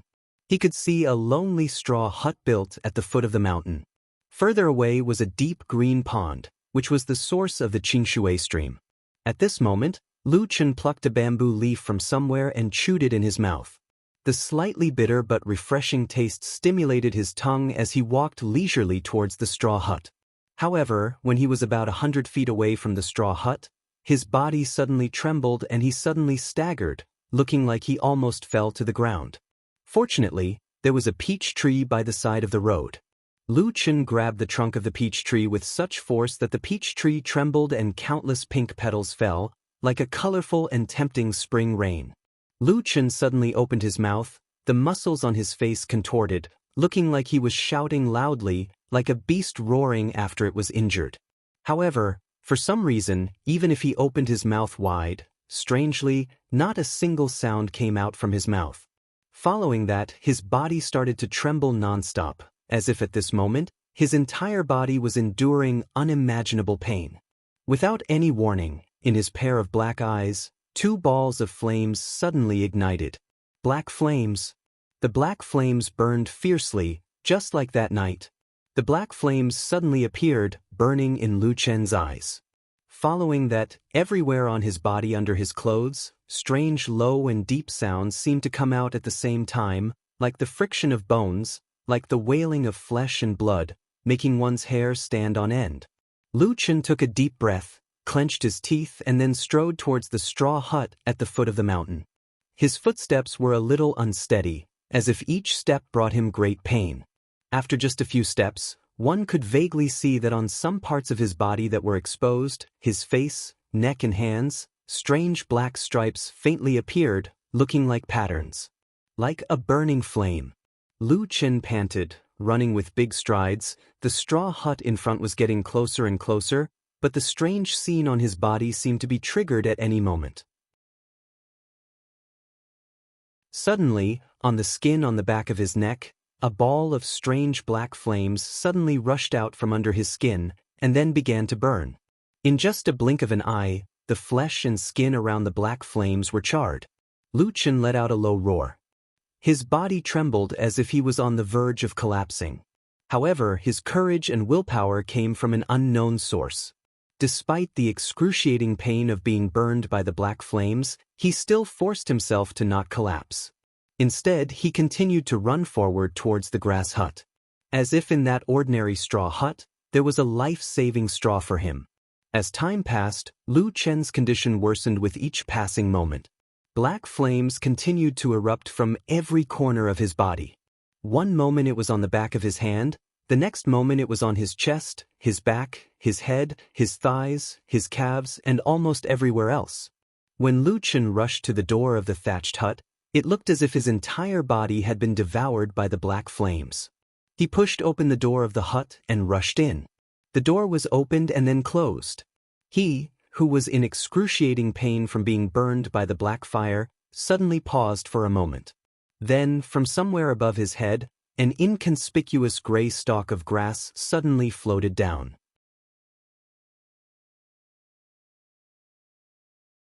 Chapter 13. The stalk of grass was reflected in his eyes that were occupied by the black flames. Lu Chen snorted, then quickly rushed to the only wooden bed in the house and lay down on it. The wooden bed looked very simple, but it was very flat, and there was a layer of bedding on it. It was unknown where Lu Chen pressed on the bed, but suddenly there was a muffled sound, and the entire bed flipped over, immediately sending Lu Chen under the bed. The thatched hut instantly became silent, empty, and there was no longer any sound. While he was still flipping in midair, Lu Chen, who was already in extreme pain from being burned by the black flames, couldn't help but let out a low roar. When his vision turned black, his body began to involuntarily fall down. He suddenly slapped his right hand heavily on his chest. There was no sound, no movement. That darkness seemed to not move at all, but the falling figure in the darkness, the body that was being burned by the black flames, suddenly disappeared. Disappeared into thin air just like that. In the next moment, a gray light suddenly lit up in front of Lu Chen, and a moment later, his body heavily fell to the ground, making a muffled sound. The black fire was still mercilessly burning his flesh and blood. His body was charred and cracked inch by inch, as if he was about to be burned into a pile of ashes. But at this moment, the place where he was standing had suddenly become a mysterious place that was no more than 20 feet in size and only a few feet in height. This place was surrounded by incomparably thick wood that seemed to be connected together. The surface was overflowing with an ancient aura, mottled and visible, as if countless years had passed. At the same time, there was a misty green gas shrouding it, causing all the wood walls to look somewhat blurry, like an ancient tree hole. And in this tree hole, the ground was only about 2 zhang wide, and in the middle, there was a puddle that took up half of the space, the rest was solid ground. The water in that puddle was clear with a hint of green. It was motionless, and for a moment, it was impossible to see how deep it was. It was like a piece of sparkling and translucent jade. However, there seemed to be an extremely strong and fresh aura coming from that puddle of clear water. At this moment, Lu Chen fell on the ground not far from the puddle, burned by the black flames. He didn't even have the strength to stand up, but lying on the ground, he still struggled with all his strength, and then his body rolled, rolling twice, and with a splash, he fell into that puddle of water. Whoo!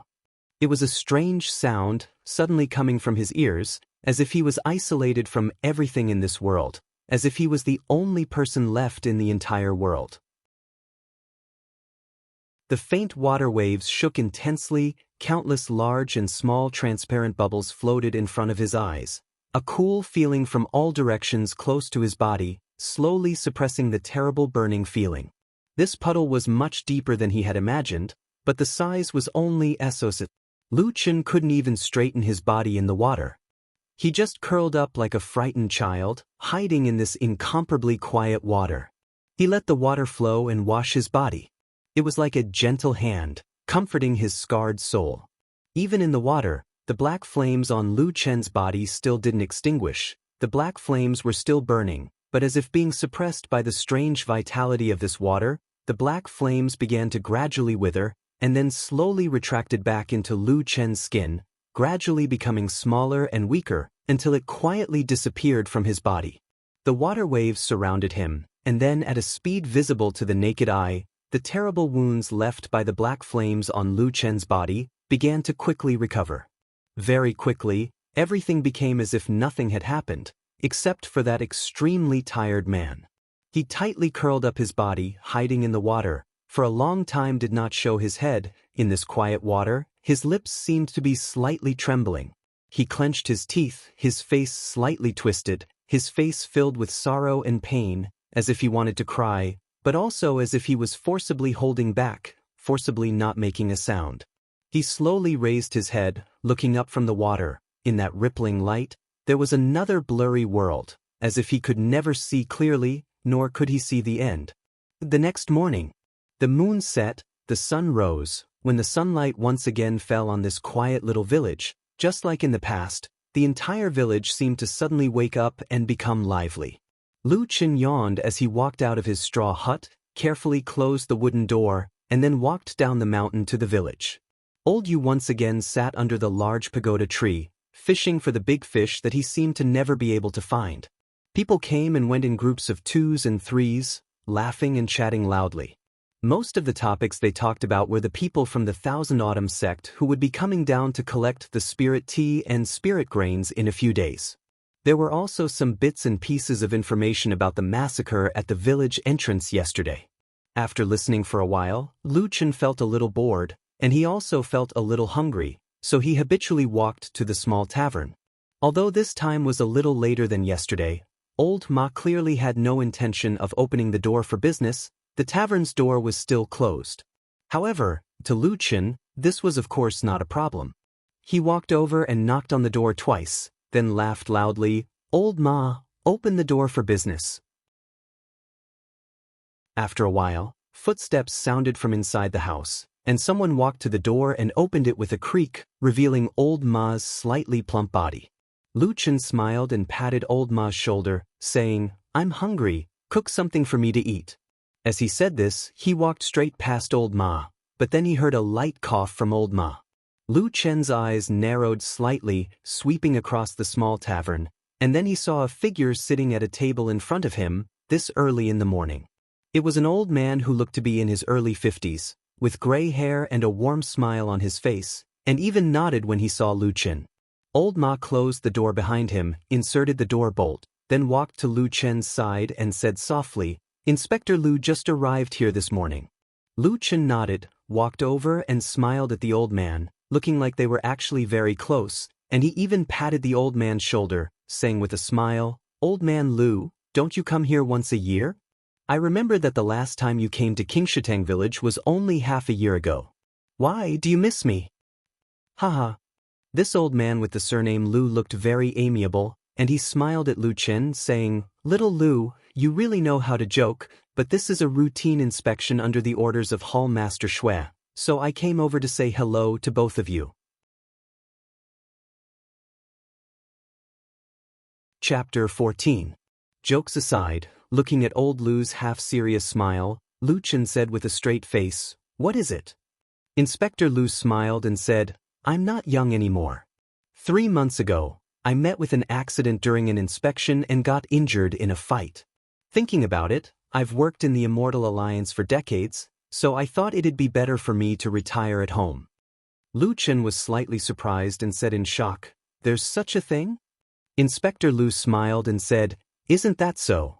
In the future, the Immortal Alliance and Fuyunji's Hall Master Shui will send people to deal with the corresponding matters. I'll be returning to the Immortal Alliance in a few days. After finishing the last bit, I'll retire and return to my hometown. Little Lu, we've known each other for 10 years. Let's say our goodbyes today. I hope we'll meet again in the future." Lu Qin nodded and cupped his hands. "Thank you for taking care of me all these years, Inspector Lu. I can't thank you enough." Inspector Lu laughed and chatted with Lu Qin for a while. Then he stood up and said goodbye. Lu Qin and Old Ma sent him to the door. After he left, Lu Qin watched Old Ma close the door. His fat face seemed to be solemn. Suddenly, he smiled and said, "Why do you look like you have something on your mind?" Old Ma glanced at him and said, "Aren't you worried at all?" Lu Qin waved his hand and said, "Didn't I tell you yesterday? The most important thing to do is to be open-minded. Don't take everything to heart. That way, you can live a more comfortable life. Tell me, what's the matter?" The higher-ups said that they'll deduct the number of spirit stones you get every month. Bang! A loud sound startled Old Ma. Lu Qin slammed the table and stood up. His face was full of anger and he shouted, "Damn it! Which bastard dares to mess with me?" Old Ma gave him a sidelong glance. Lu Qin glanced at him and snorted, "Why are you looking at me?" Old Ma gloated, "The bastard you scolded is perfected Lord Tunlun." Lu Qin was stunned for a moment and then became angry. He said, "What's so great about a perfected lord? Is that old man going to break his promise and turn against me? Old Ma coughed a couple of times and said, "The 6 perfected lords of the Immortal Alliance are all peerless figures with remarkable abilities. You've directly called out the perfected lord's name. Maybe he can sense it?" Lu Chen sneered and said, "So what if I scolded him? Tianlan old man, you're an old man with short legs and long arms, fatter than a pig, full of evil tricks, and bald head." Old Ma was dumbfounded and couldn't say a word for a long time. Lu Chen looked around and saw that the tavern was quiet. It didn't look like something would suddenly happen. He said to Old Ma, "Look, either that old man Tianlan can't hear me, or he sensed that I was scolding him, but he didn't dare make a sound." Old Ma smiled bitterly and said, "Little Lu, it's not good for you to be like this." Lu Chen rolled his eyes and said, "He's going to deduct my spirit stones, and you're blaming me for falling out?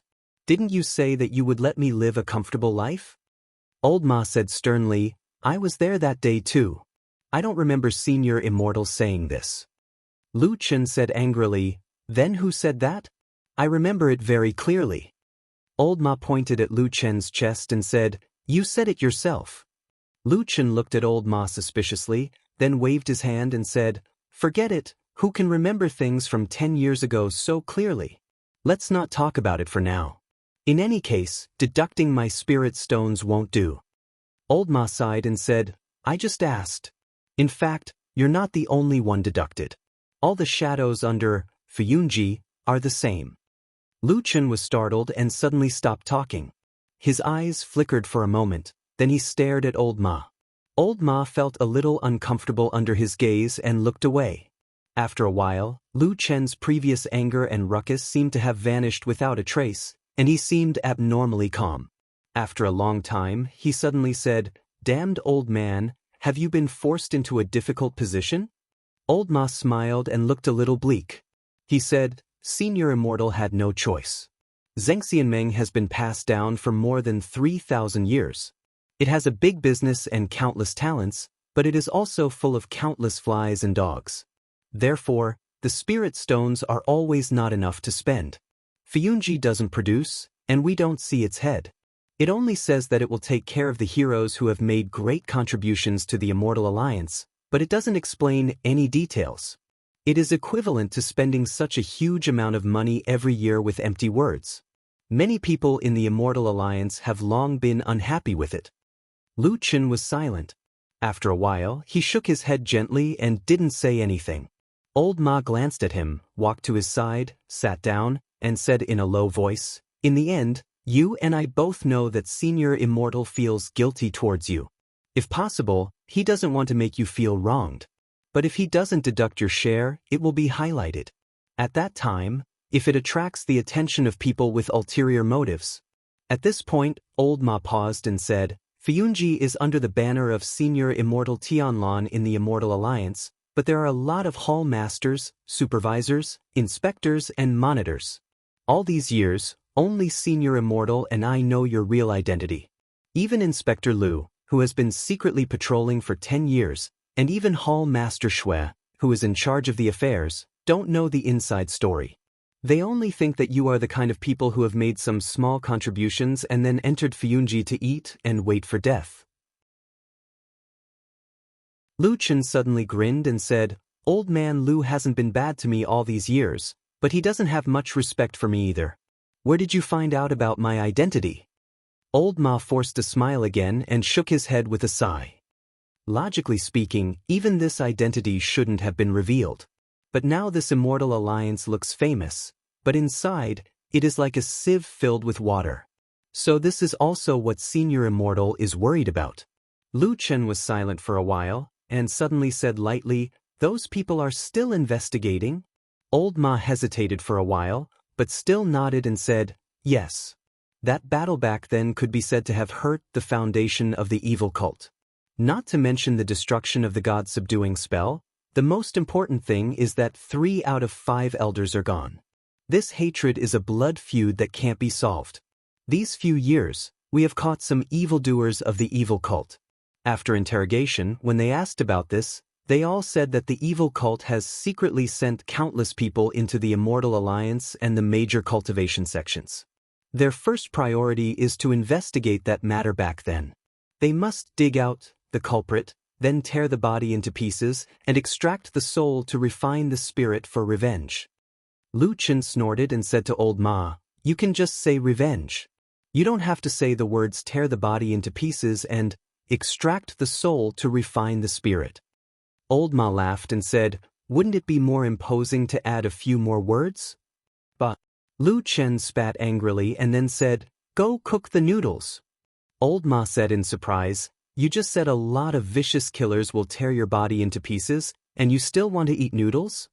Lu Chen squinted at him and said, "Don't talk nonsense. I have a fire in my heart. If you don't cook noodles for me, I will smash your tavern."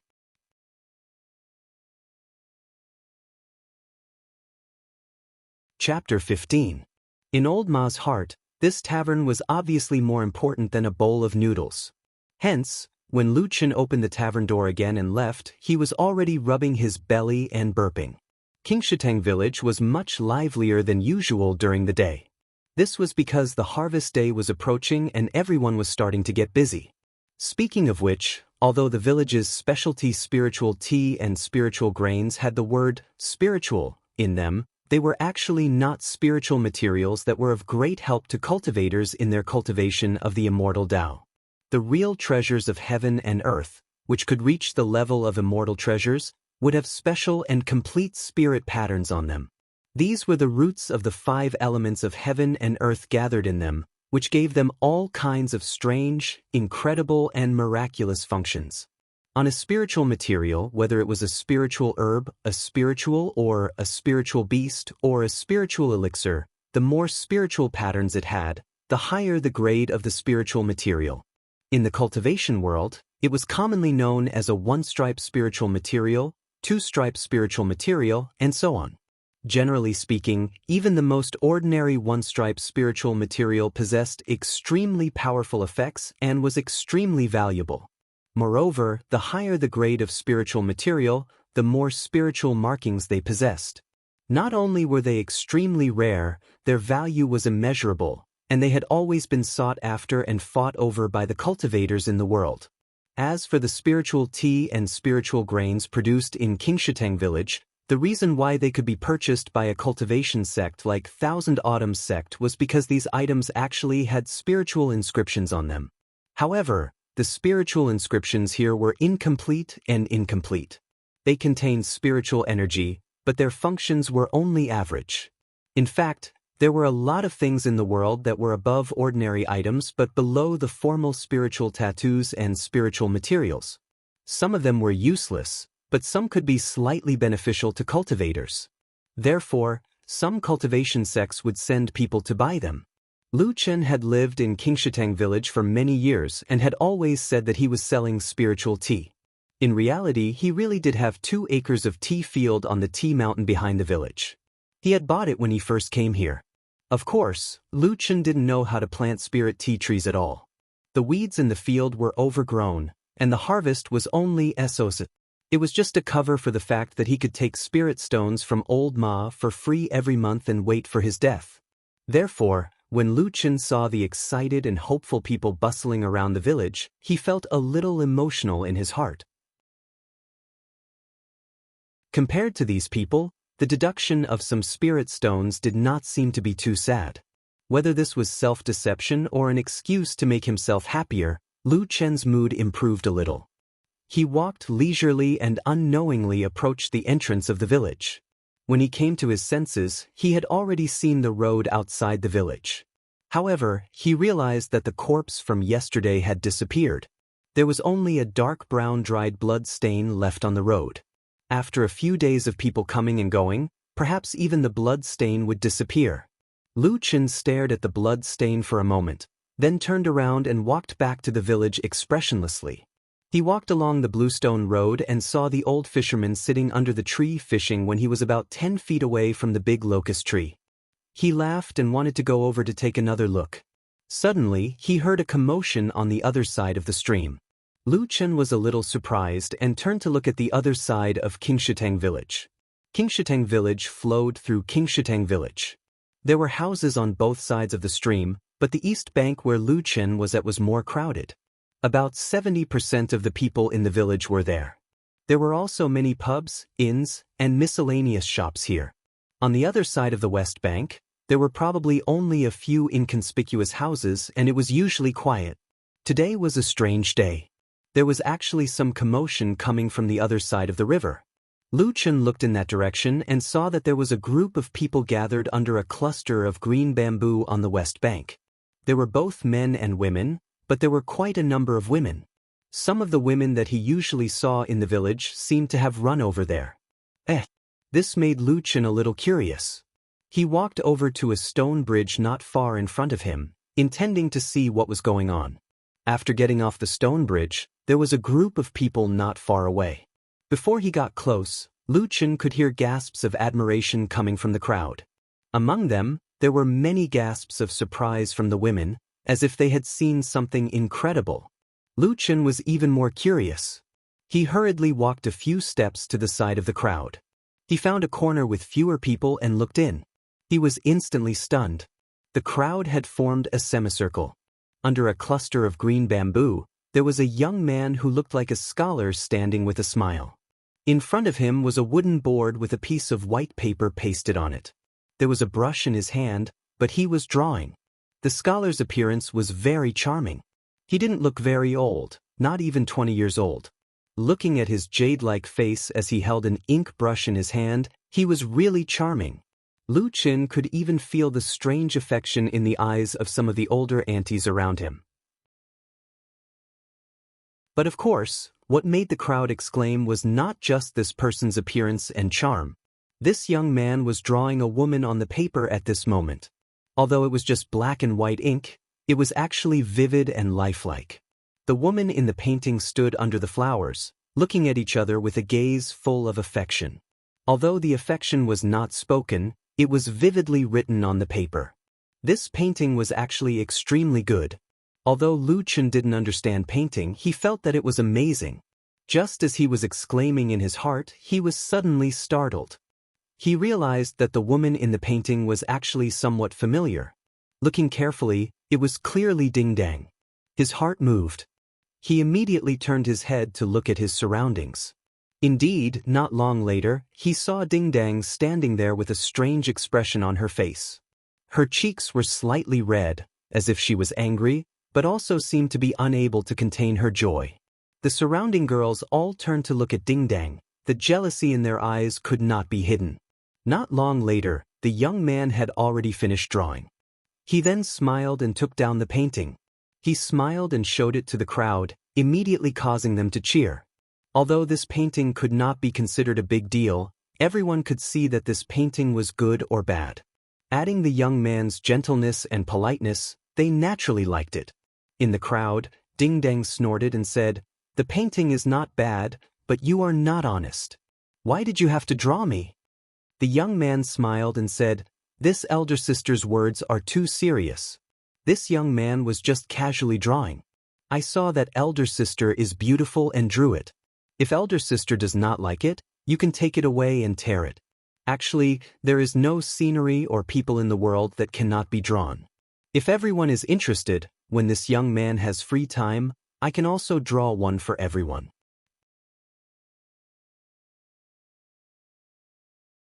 Chapter 16. The crowd immediately cheered, especially the girls who were the happiest. Ding Dang was happy at first, but then she became angry. She snorted and said angrily, "Flowery words." The young man smiled and shook his head. He walked over and handed the painting to Ding Dang. He smiled at her and turned to leave. Ding Dang looked at the young man's back as he left. She wanted to say something, but then she suddenly heard someone in the crowd say coldly, "Vixen, trying to seduce men again." The crowd immediately quietened down. Many people laughed. There were both men and women. The men laughed in a more vulgar manner, while the women laughed more acrimoniously. The sound of the women's laughter was louder than the men's. Ding Dong's mouth twitched and her face darkened. She suddenly turned around and walked away. She quickly walked over the stone bridge and crossed the east bank. It seemed like she was going home. Lu Chen stood at the back of the crowd and calmly watched this scene. He then looked at the scholar who had already walked into another small path on the west bank. He then muttered to himself in a low voice, "How annoying! Why is it that young and handsome gigolos are more popular everywhere I go?" The painter and the person being painted had both left. The surrounding crowd naturally dispersed as well. When they left, there were many discussions. Many of them talked about the scholar, praising his handsome appearance and powerful painting skills. There were also many who talked about Ding Dang. They all laughed at her shameless flirting. They then began to worry for the young scholar, hoping that he would not be harmed by the vixen again. Lu Chen walked back to the east bank and yawned in boredom. Then he strolled over to the large pagoda tree and glanced at the fish cage next to Old Yu. As expected, it was empty. He sat down on the other side of the big rock and asked, "Old Yu, did you catch any fish today?" The old fisherman did not seem to hear the malicious intent in his words and replied honestly. Lu Chen laughed and said to him, "I think you will never be able to catch any fish in this stream in your lifetime." The old fisherman was silent for a moment. Then, like countless times before, he replied woodenly, "There are fish in the water." Lu Chen stared at him. After a moment, he suddenly lost interest. There really were all kinds of weird people in this world. He said, "Up to you. If you say there is, then there is. Serves you right for wasting your life here. In the end, even if you catch it, it will still be a waste." Every time they reached this point, the two of them would have nothing else to say. But one day, for some reason, Old Yu suddenly turned to look at Lu Chen and said slowly, "No, that's not it. I saw that there were spirit marks on that big fish. As long as I catch it and offer it to the Immortals of the Thousand Autumns sect, I can cultivate too." A big fish with spiritual marks. Lu Chen couldn't help but laugh. Then he said, "Oh, if you really catch, this fish is worth more than 1,000 spirit stones. It's enough for you to enter Thousand Autumn sect. You don't get eaten by." Old Yu looked at Lu Chen strangely and mumbled, "Fish don't eat people." Lu Chen smiled and leaned over to pat him on the shoulder. He did not say anything else. He glanced at the crystal-clear stream and got up to leave. At this time, the sun had already risen and shone on Qingshitang village. The Qingshitang stream shimmered, and the large locust tree shaded the sun. It was very cool and refreshing. Only small pieces of the sun fell through the gaps in the leafy canopy. Lu Chen took 2 steps outside. Just as he was about to leave, a ray of sunlight suddenly flickered under the shade of the tree. It was as if a shadow had flashed in a certain corner of the large pagoda tree. Lu Chen's body suddenly stopped. He turned and looked in that direction, only to see that it was just one of the roots of the big locust tree. A part of the roots bulged out of the ground, gripping the soil tightly. At the same time, there was a lot of green grass growing around the trunk and roots. Lu Chen's expression was a little strange. His brows were slightly furrowed, as if he was thinking about something. He was a little confused, a little nervous, and a little disgusted. But very quickly, he calmed down and his expression returned to normal. Then he walked over to that spot and kicked his feet as if nothing had happened. He took off one of his shoes as if he was going to shake off the soil on the roots. His eyes quickly scanned the area. The shadow seemed to flicker in front of him again. This time, Lu Chen saw it clearly. It was a somewhat strange pattern. It was a little scribbled, as if it was randomly carved in an inconspicuous place between the roots. In the drawing was a circle and a few lines of different thickness. When they came together, it vaguely looked like a simple and strange tree. The wound on the bark looked like it had been cut not long ago. It could not have been more than a day old. Lu Chen's expression slowly turned cold. He got up and put his shoes back on. Then he walked back to the big rock and glanced at Old Yu, who was still fishing quietly. Then he lay down. He lay behind the old fisherman and closed his eyes. The sound of the flowing stream and the faint sound of the wind blowing the leaves above his head began to reach his ears. Everything seemed to quiet down, as if life in this village had been so peaceful for many years. Then he suddenly opened his mouth and broke the silence.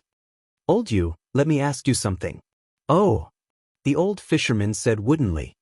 "You have been here for the past 2 days, right?" "Yes," the old fisherman said, Lu Chen pillowed his hands behind his head and looked at the green canopy above his head, as well as the broken sun peeking through the gaps between the leaves. Has anyone else come here? No, old Yu said. You know, other than you and old Ma, no one in the village likes to talk to me. Lu Chen grunted and said lightly, I thought there were more newcomers in the village recently. Maybe you would make some new friends. Hee hee. Old Yu chuckled in a low voice, just like the little gray fish in the stream beside him bubbling and then bursting. Lu Chen turned over and sat up. Then, he patted his butt and walked away without another glance at old Yu.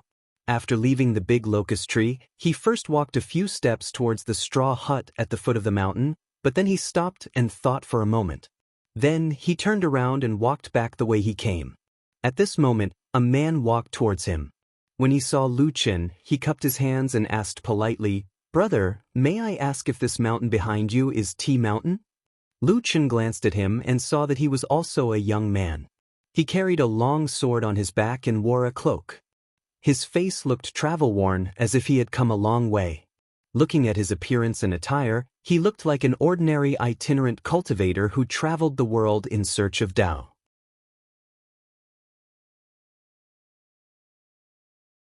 Chapter 17. When asked about the situation at the back of the mountain, Lu Chen nodded and said, Yes, are you going to the Tea Mountain? A hint of joy appeared on the young man's face as he nodded his head. Then, he clasped his hands together and smiled at Lu Chen. Excuse me for asking, but do you know of a place called the Flying Swallow Rock on the Tea Mountain? Lu Chen was stunned for a moment and shook his head. No, I've lived here for a long time and I'm very familiar with this Tea Mountain. There's no place called Flying Swallow Rock. The young man was stunned too. Obviously, he didn't expect to hear such an answer. He mumbled subconsciously, that can't be. She was talking about the Tea Mountain in Qingshatang village. Lu Chen smiled. Maybe. Anyway, this is Qingshatang village and the Tea Mountain. I've never seen the Flying Swallow Rock before. Why don't you go up the mountain and look for it yourself? The young man thought about it and nodded. That's true. Lu Chen turned his body and made way for him. He pointed to the green mountain behind him and said, Follow this stone path along the stream and you'll reach the foot of the mountain. Then, there are about a dozen mountain paths that can lead you up the mountain. You can pick any one. More than a dozen mountain paths? The young man seemed to be taken aback. Lu Chen smiled. Half of the front of the mountain has been planted with spiritual tea. People come and go, so of course there are many paths. The young man finally understood and smiled. No wonder it's called Tea Mountain. Thank you. He walked forward as he spoke. Lu Chen watched him walk past him. After taking a glance at his back, he turned around and continued walking forward. He had only taken a few steps when he suddenly heard a call from behind him. It was the young man's voice. Big brother, wait a moment. It's only been a while and you've changed from a brother to a big brother? Lu Chen smiled and turned around. He did not feel annoyed.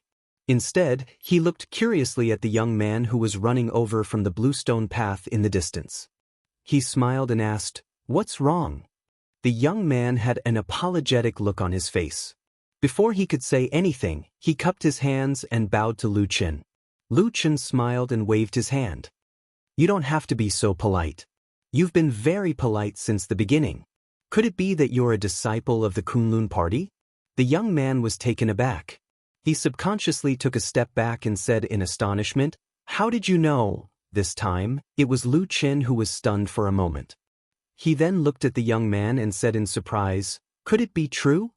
The young man paused for a moment, seeming to be a little hesitant, but then he nodded and cupped his hands together, saying, I am Hong Chuan, a disciple of the Kunlun party. May I know your name, and how did you know my background? Lu Chen frowned slightly, then smiled bitterly and said, It was just a random guess. The Kunlun party was very famous in the divine central continent. It could be considered one of the famous sects in the cultivation world. This famous cultivation sect was famous for two things. First, it had a very long history. Zhengxianmeng, which was made up of many cultivation sects, had a history of more than 3,000 years. During this time, countless sects rose and fell. There were only two sects that could stay in Zhengxianmeng and had a longer history than the Immortal Alliance. The Kunlun Party was one of them. As for the second most famous thing, it was because it had a very long history. This cultivation sect had a lot of rules and regulations and paid particular attention to etiquette and rules. Therefore, the disciples of this sect, regardless of their level of cultivation, naturally paid particular attention to etiquette. As the saying goes, 3 points of etiquette when meeting someone. When it came to the disciples of the Kunlun Party, it would at least become 5 points of etiquette or 7 points of etiquette. Hong Chuan seemed to have some self-awareness of his own sect's characteristics. After hearing Lu Chen's question, he also laughed heartily. Then, he naturally cupped his fists together and said, "I have yet to ask for this big brother's great name?" Lu Chen waved his hand and said with a smile, "You are a disciple of a famous sect, and I am just a country bumpkin. How can I bear these 4 words? I am Lu Chen." Hong Chuan said, "Oh." He actually thanked him for asking for directions just now. Lu Chen was a little amused by him and said with a smile, "Why are you back again? Is there anything else you want to ask?"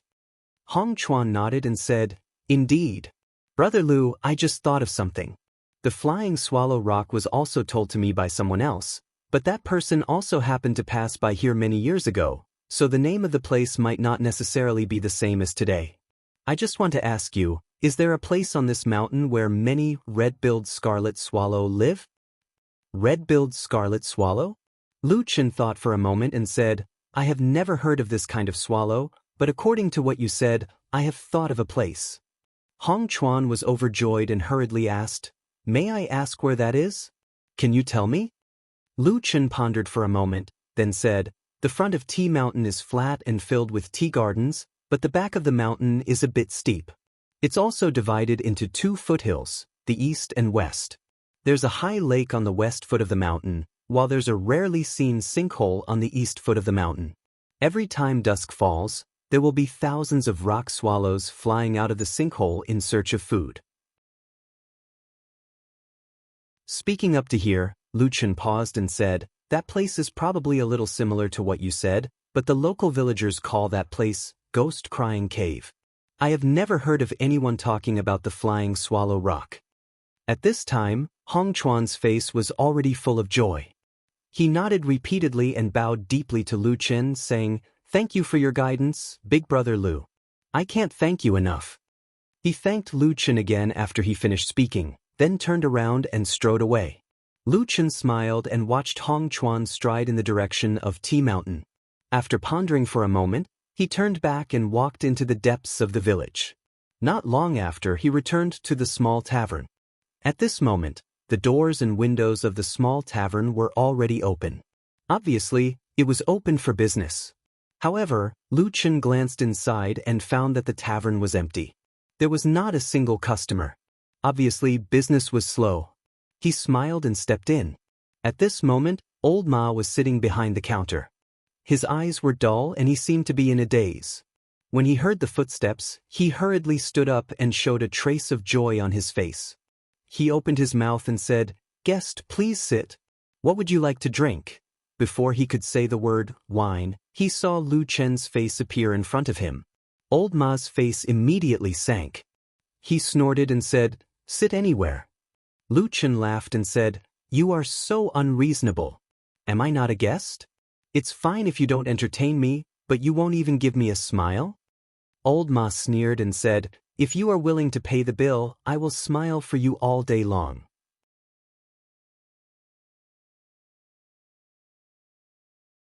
Chapter 18. You're not a woman. Isn't it disgusting enough to smile at me for the whole day? Lu Chen snorted, then leaned on the counter casually, his body slightly leaning forward. Old Ma glanced at him, frowned slightly, and asked in a low voice, "What's wrong?" Lu Chen lowered his voice and whispered a few words. Even in the quiet tavern, his voice could not be heard clearly. Perhaps only Old Ma, who was closest to him, could hear it clearly. As Old Ma listened, his face suddenly darkened. He slowly straightened his body, and after a moment of silence, looked at Lu Chen again and said, "Are you sure?" Lu Chen said indifferently, "I've seen everything that happened in there back then." Old Ma nodded, and then asked in a low voice, "What's the level of the secret code?" Lu Chen frowned, and after a moment of silence, he said, "This is a strange place. The secret code only has 1 tree and 2 leaves. At most, it's the position of commander in the evil cult." Old Ma's expression relaxed slightly and he pondered, "It seems that they're not looking for you? Maybe there's also a demon from the 3 realms divine cult here, and they're here to summon them?" Lu Chen snorted and said, "That's too much of a coincidence." Old Ma nodded and said, "I understand. I'll find out more about it, don't worry. But didn't the Thousand Autumns sect just kill a demon from the evil cult? Maybe the evil cult demons are here for that?" Lu Chen shrugged and said, "I hope so. Anyway, you keep an eye on this matter." Old Ma said, "Don't worry." Lu Chen stood up and prepared to leave, but before he took a step, he suddenly stopped, and then turned to Old Ma and said, "There's another thing, help me check it out." Old Ma said, "What?" Lu Chen said, "There seems to be a new young scholar on the other side of the stream. His appearance is handsome and his drawing skill is good. I have never seen him before. Find out who that man is." Old Ma replied with an "oh" and said, "Got it. It's just a small matter." The sky was dark and the night was quiet. Another night came and the small mountain village fell into a deep sleep again. It was especially quiet under the cover of darkness. Lu Chen was lying on the bed in his straw hut. The room was pitch black. He closed his eyes, but he couldn't sleep. When people were quiet, they would unintentionally think of some past events. Those thoughts were not completely controlled by people, so even if it was something that they did not want to recall, they would still inadvertently recall it. It wasn't a dream, but when he closed his eyes, it felt like a nightmare that was hard to wake up from. There were mournful shouts, angry screams, ice-cold sword light, and terrifying pain. Of course, most of all, there were those wildly dancing black flames. He opened his eyes in the darkness, shook his head, shook off those disgusting memories, and turned over. There was the sound of the wind outside the straw hut. It was the mountain wind blowing from the tea mountain, and it seemed to be a bit hurried this night. Lu Chen listened for a while, and seemed to hear some noise inside. Some small, faint noise. He turned over and got off the ground, put on his clothes, and walked out. Only then did he find that the night sky was a bit cloudy, and only a few stars were flashing in the distance, making the night look a bit gloomy. The mountain wind whistled past, bringing with it a bit of coldness. Lu Chen turned around and saw the shadows on the mountain peak twisting. It was pitch black, and there was a constant rustling sound, mixed with the wind, drifting over. There was no fear or surprise on Lu Chen's face. He just stared at the mountain peak for a while, and then his gaze moved up, looking at the top of the tea mountain. Although those strange sounds sounded somewhat frightening and gloomy, they were actually the special sound of the leaves and branches trembling when the mountain wind blew through the countless spirit tea trees on the mountain. In the gloomy and silent night, it was like the cry of ghosts, but in reality, it had no meaning. Lu Chen was also not the slightest bit afraid. He just stared in the direction of the eastern foot of the tea mountain, and after a while, he said to himself, "Those swallows don't seem to be moving tonight?" He had lived here for 10 years, and was indeed very familiar with this tea mountain, including the giant pit that the local villagers called the Ghost Wailing Cave. He had also gone up to see it. The giant pit was not small, and it looked quite spectacular from top to bottom. There were indeed hundreds and thousands of swallows living on the rock walls, but whether they were the red-billed, red-feathered swallows mentioned by Hong Chuan today, Lu Chen did not know. In Lu Chen's impression, that group of swallows should be just ordinary birds, and not spiritual beasts with spiritual tattoos. Therefore, it was reasonable to say that a disciple of a famous sect like the Kunlun Party would generally not be interested in such useless things. Or perhaps, there was some hidden treasure in the giant pit that attracted a disciple of a famous sect like Hong Chuan to peep at it? Thinking of this, Lu Chen's heart also moved, but then he shook his head. He had no intention of being nosy. For the sake of safety, he had explored that area before, but he did not find any so-called heaven and earth treasure. Anyway, even if there was, it was someone else's opportunity. Thinking of this, he planned to go back to sleep. However, just as he pushed open the door of the straw hut, he suddenly heard a low rumble from somewhere in the night. The sound was not soft. Although it was not sharp and ear-piercing, it traveled very far in the night.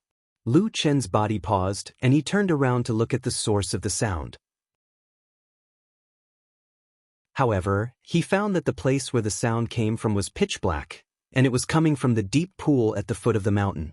Lu Chen frowned slightly, and he was a little surprised.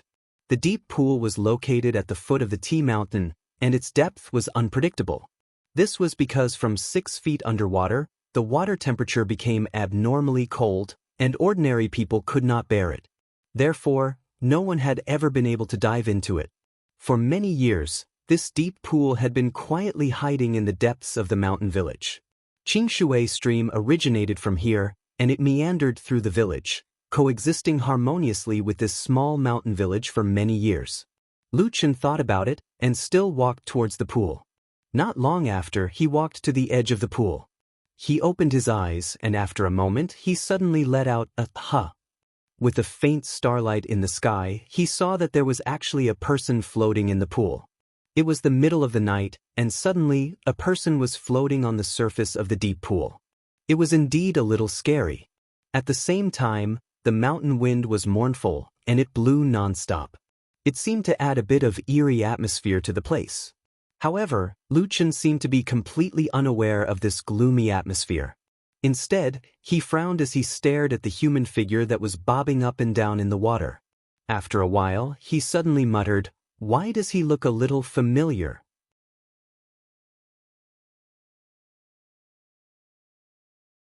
Chapter 19. In other words, you didn't sleep in the middle of the night, and when you woke up to feel the cold wind and listen to ghosts, you saw and saved a Kunlun party disciple who was almost drowned in the pool?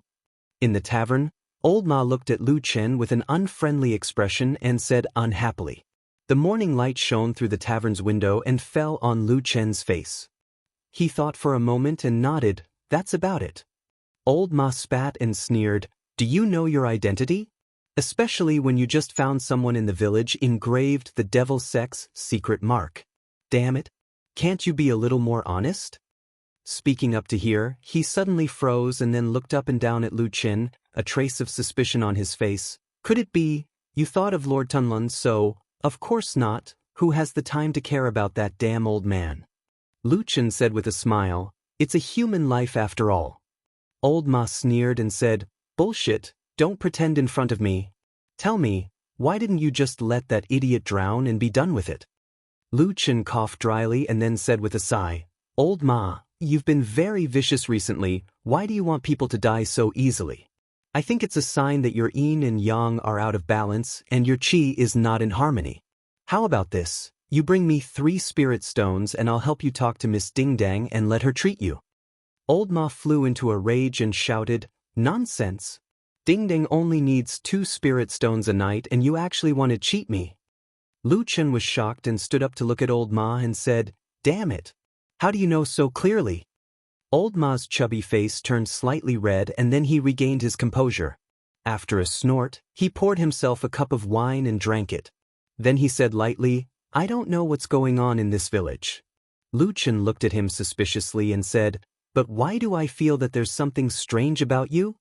Blame your head."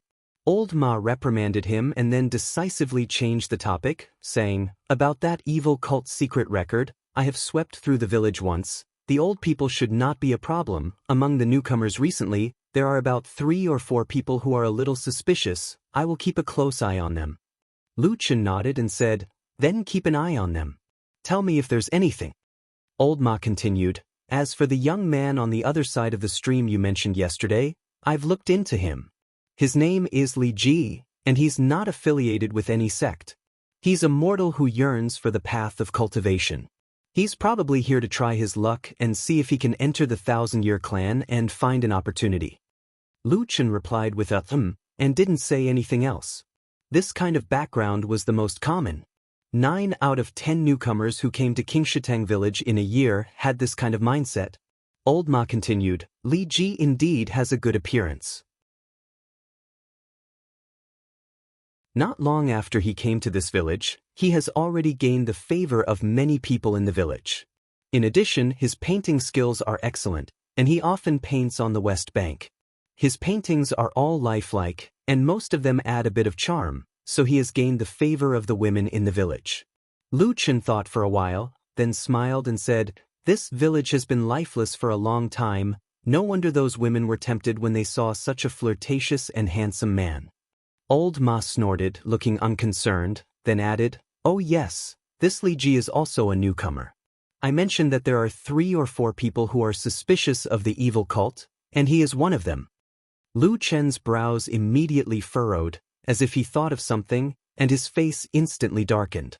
After leaving the tavern, Lu Chen walked along the Qingshui Creek towards his grass hut at the foot of the mountain. Along the way, he saw the clear and slow flow of the Qingshui Creek, the green bamboo and peach blossoms reflected in the water, creating a beautiful scenery. Halfway there, Lu Chen suddenly heard a clamor of laughter coming from the opposite shore. His heart skipped a beat and he turned his head to look. Sure enough, he saw 3 or 4 women standing on the western shore, covering their mouths as they chatted and laughed. In front of them was the handsome and outstanding Li Ji, who was smiling as he put away his brush and wooden board. Suddenly, there were footsteps behind him, sounding somewhat familiar. Lu Chen slightly tilted his head to look, only to see a familiar figure walking past him, walking towards the stone bridge on the creek. Her figure was graceful, and her hair was like the clouds. It was Ding Dang. The woman looked at the other side, lightly lifting her skirt as she walked over, but did not notice Lu Chen, who was standing not far away.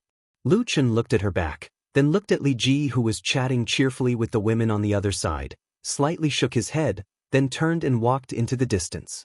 Not long after, he saw the shadow of the grass hut at the foot of the mountain. There were many residents in Qingshui village today, but there was only one grass hut built at the foot of T Mountain.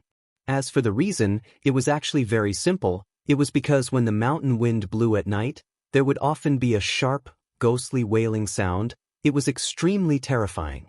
Thus, in the past few years, Lu Chen lived alone in peace. Other than being a little noisy at night. Walking to the door of the grass hut, Lu Chen first looked around, and after confirming that there was nothing strange, he then pushed the door open and walked in. In the grass hut that could not be considered too big, there was a person lying on the bed. It was the Kunlun Party disciple, Hong Chuan, whom he met yesterday.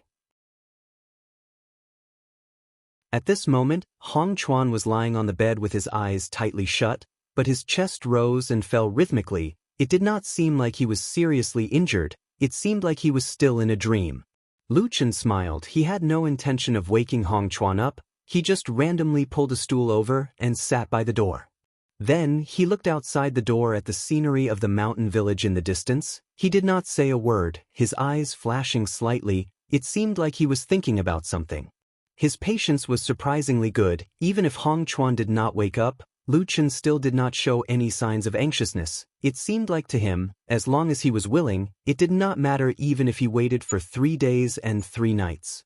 However, of course, things would not be so exaggerated. It was probably not noon. After the sun had risen and shone on Qingshui village, Hong Chuan's body moved slightly, and he woke up from his dream. He seemed to open his eyes with some difficulty, and then looked around with a trace of confusion.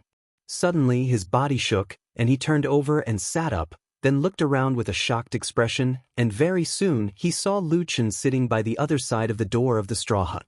Lu Chen looked at him, and said with a smile, "You're awake?" When Hong Chuan saw Lu Chen, he was also shocked and then said, "Brother Lu, why is it you?" As he spoke, he looked at the straw hut that he was in, and could not help but ask again, "Where am I?" Lu Chen said, "This is where I live. It is a straw hut at the foot of T Mountain. My house is simple, Brother Hong. I am sorry to let you suffer." Hong Chuan immediately shook his head, and then a strange expression appeared on his face. He said, Why am I here?" Lu Chen did not hide anything. He told everything he saw last night, as well as how he found Hong Chuan in the pool and saved him.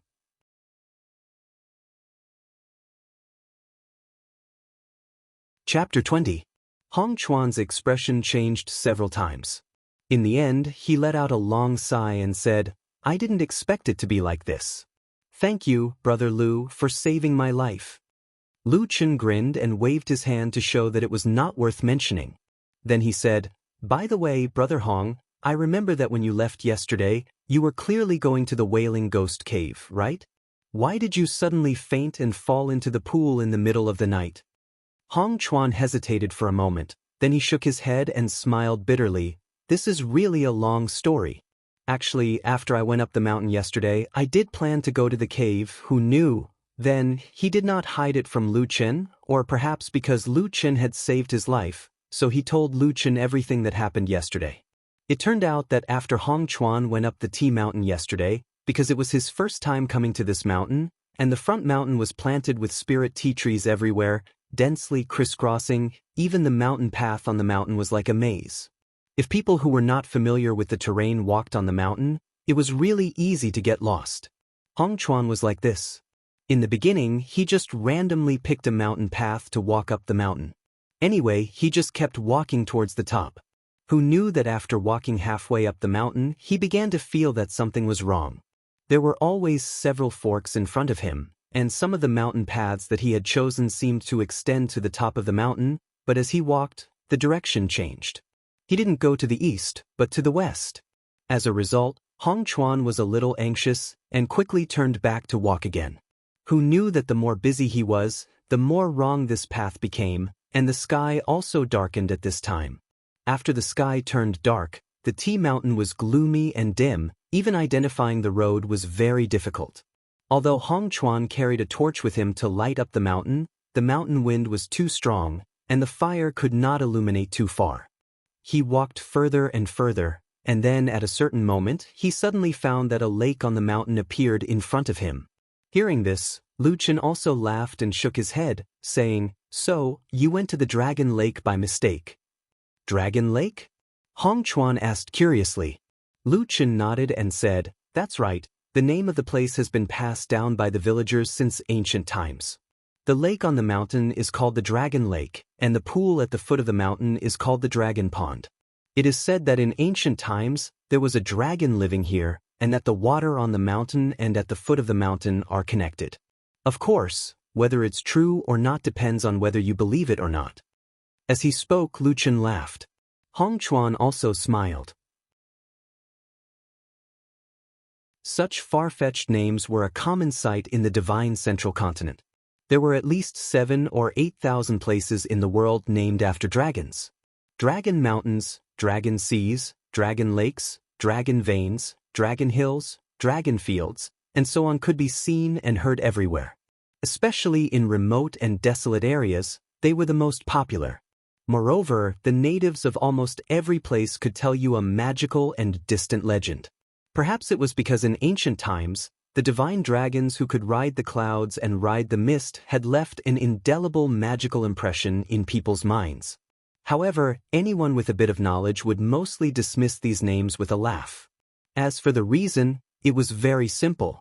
Even if the ancient divine dragons did descend to the human world, even if all the dragons worked hard to live in those legends, they could only play less than 1% of the roles in those stories. Humans were too passionate, and there were too many legends. There were not enough divine dragons. Hong Chuan was born in a famous sect with a long history like the Kunlun party, so he naturally had this bit of experience and knowledge. He looked at Lu Chen and smiled. But then Lu Chen frowned and said, "So, you went to the Dragon Lake on Shilu Mountain. How did you end up in this pool at the foot of the mountain?" Hong Chuan shook his head and said, "That's the strange part. When I saw the lake last night, I knew I had gone the wrong way after all. I was a little depressed, but it was already late and I might not be able to find my way back. So, I decided to spend the night by the lake and prepare to go to Fian Rock tomorrow." At this point, he paused and then remembered something. He smiled apologetically at Lu Chen and said, The Fian Rock I was talking about is that sinkhole. Please forgive me, Brother Lu. I'm used to saying it and can't change it." Lu Chen laughed and said, "You don't have to be so polite. I know. You can continue." Hong Chuan said, "Well, then I found a place by the lake to shelter from the wind and planned to spend the night. Who knew that in the middle of the night, when I was sleepy, I suddenly heard a strange sound from the Dragon Lake. It woke me up. Then I saw the originally calm lake suddenly boil. A moment later, a strange fish suddenly jumped out of the water. The water splashed down and silver light shone in all directions. It was as if it really was the legendary carp transforming into a dragon. Even the usually calm Lu Chen was shocked at this moment. He said in surprise, "What?" Hong Chuan smiled bitterly and said, This is what I saw with my own eyes last night. I didn't think of it because I heard Brother Lu mention that the lake is called the Dragon Lake." Lu Chen was also speechless for a moment. Then he heard Hong Chuan continued, "I was also stunned at that time. Because I was too surprised, I couldn't help but stand out. As a result, I only took 2 steps forward. The strange fish in the air suddenly turned its head and looked at me. According to what Hong Chuan said, that gaze seemed to contain a very strange power. Even if he had cultivation to protect himself, he still felt dizzy. Suddenly, his vision turned black and his body fell forward. In Hong Chuan's last memory, he only remembered that he staggered and fell into the lake. A cold wave of water drowned him. As for what happened after that, he had no memory. When he woke up, he was in this hut. After listening to Hong Chuan's words, Lu Chen didn't speak for a moment. He frowned and seemed to be thinking about something. After Hong Chuan glanced at him, he asked tentatively, "Brother Lu, from what you said just now, you saved me from the lake at the foot of the mountain?" Lu Chen nodded and said, "Yes, when I came out in the middle of the night, I happened to see some movement in the lake. In the end, I found you floating on the water. Otherwise, I really wouldn't have gone to the Dragon Lake to save you." Halfway through his words, he was suddenly startled and said, Could it be that the legend is actually true? The Dragon Lake on the mountain and the Dragon Lake at the foot of the mountain are actually connected by a secret water channel?"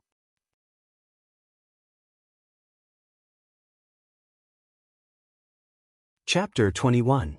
Hong Chuan was also dumbfounded. After a while he said, "It seems that this is the only explanation that makes sense. Brother Lu, you have lived in this village for so long, have you heard of the legend of the strange fish in the Dragon Lake?" Lu Chen only shook his head and said, "There really isn't. The Dragon Lake and Dragon Pond, other than the grand name, there really hasn't been any activity for so many years, like stagnant water, no one has ever seen the strange fish." For some reason, he suddenly paused at the last 2 words. Hong Chuan, however, did not notice it. He only sighed, and then with some rejoicing he said, "No matter what, I really have to thank Brother Lu this time. Otherwise, I would have died here for no reason. It's really unjust." Lu Chen laughed and said, "It's just a small effort, Brother Hong don't need to take it to heart. Right, what are your plans after this? Are you going to continue to explore the Dragon Lake?" Hong Chuan pondered for a moment, shook his head and said, "The big fish in the Dragon Lake is quite strange. With my current skills, I'm afraid I still can't subdue it. I won't go and provoke it for now. If there is a chance in the future, after I return to the mountain, I will invite a few powerful senior brothers to come over. We will naturally be able to investigate." Lu Chen nodded and said, "That's fine." Hong Chuan got off the bed, tried to walk a few steps in the house, and then moved his body. Lu Chen looked at his movements and asked, "How are your injuries?"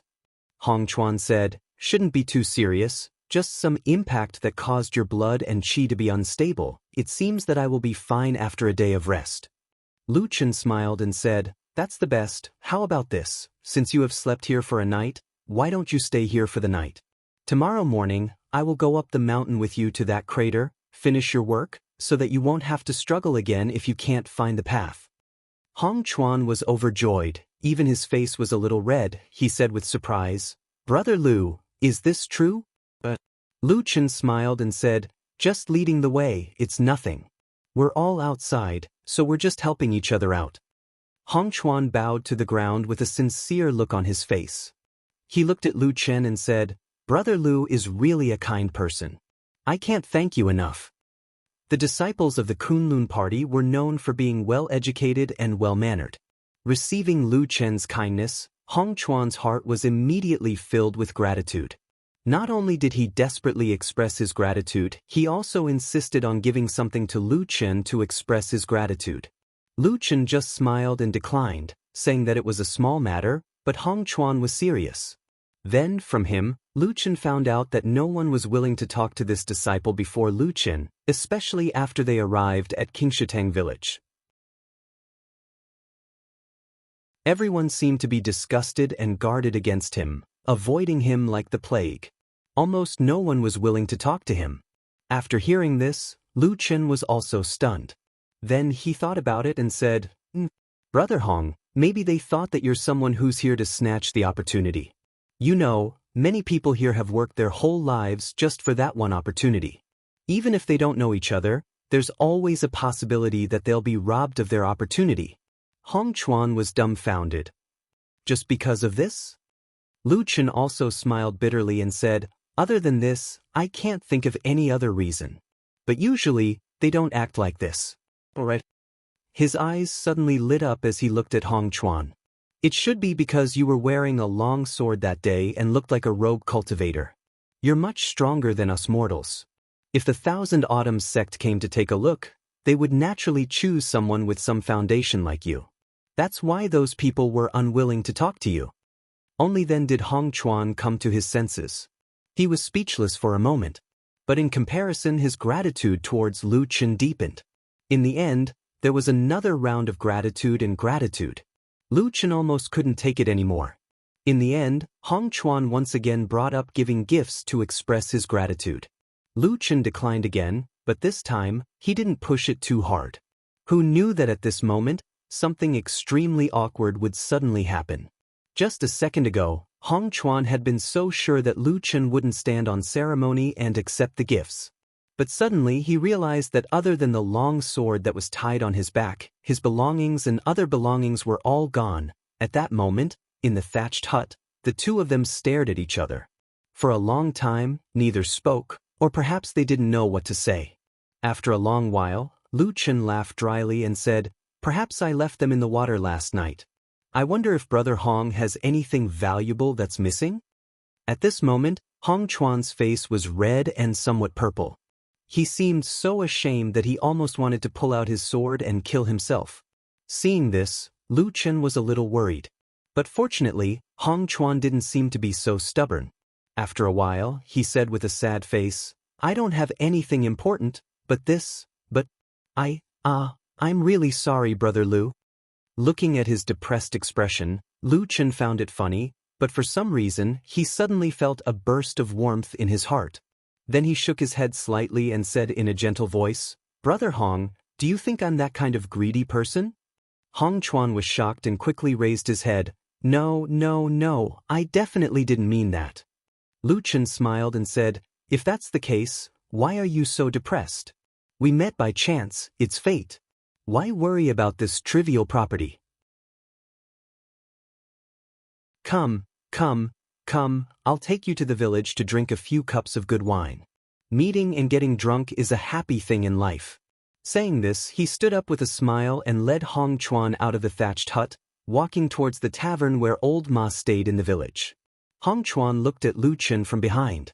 For a moment, he didn't know what to say, but his eyes were shining. Although at this moment, Lu Chen looked like an ordinary person, and he was a disciple of a famous cultivation sect, the difference in status between the two was actually quite big. But at this moment, in his eyes, Lu Chen's figure seemed to be getting bigger and bigger. When passing by the stream of Qingshui, he suddenly thought in his heart, could this be the extraordinary person that Father talked about in this world? It's such a pity that such a person is buried in this countryside. And naturally, Lu Chen didn't think that at this moment, he was following behind him in a somewhat embarrassed state. Thoughts were tumbling in Hong Chuan's mind. In fact, whether it was Hong Chuan or Lu Chen himself, they had probably inadvertently forgotten a fact, and that was that an ordinary person would almost never treat a cultivator with cultivation so calmly. Because between the two, not only was there a huge difference in strength, but there was also a huge difference in status. But to Lu Chen, everything seemed to be very natural. Not only did Hong Chuan not notice, even he himself didn't notice anything strange.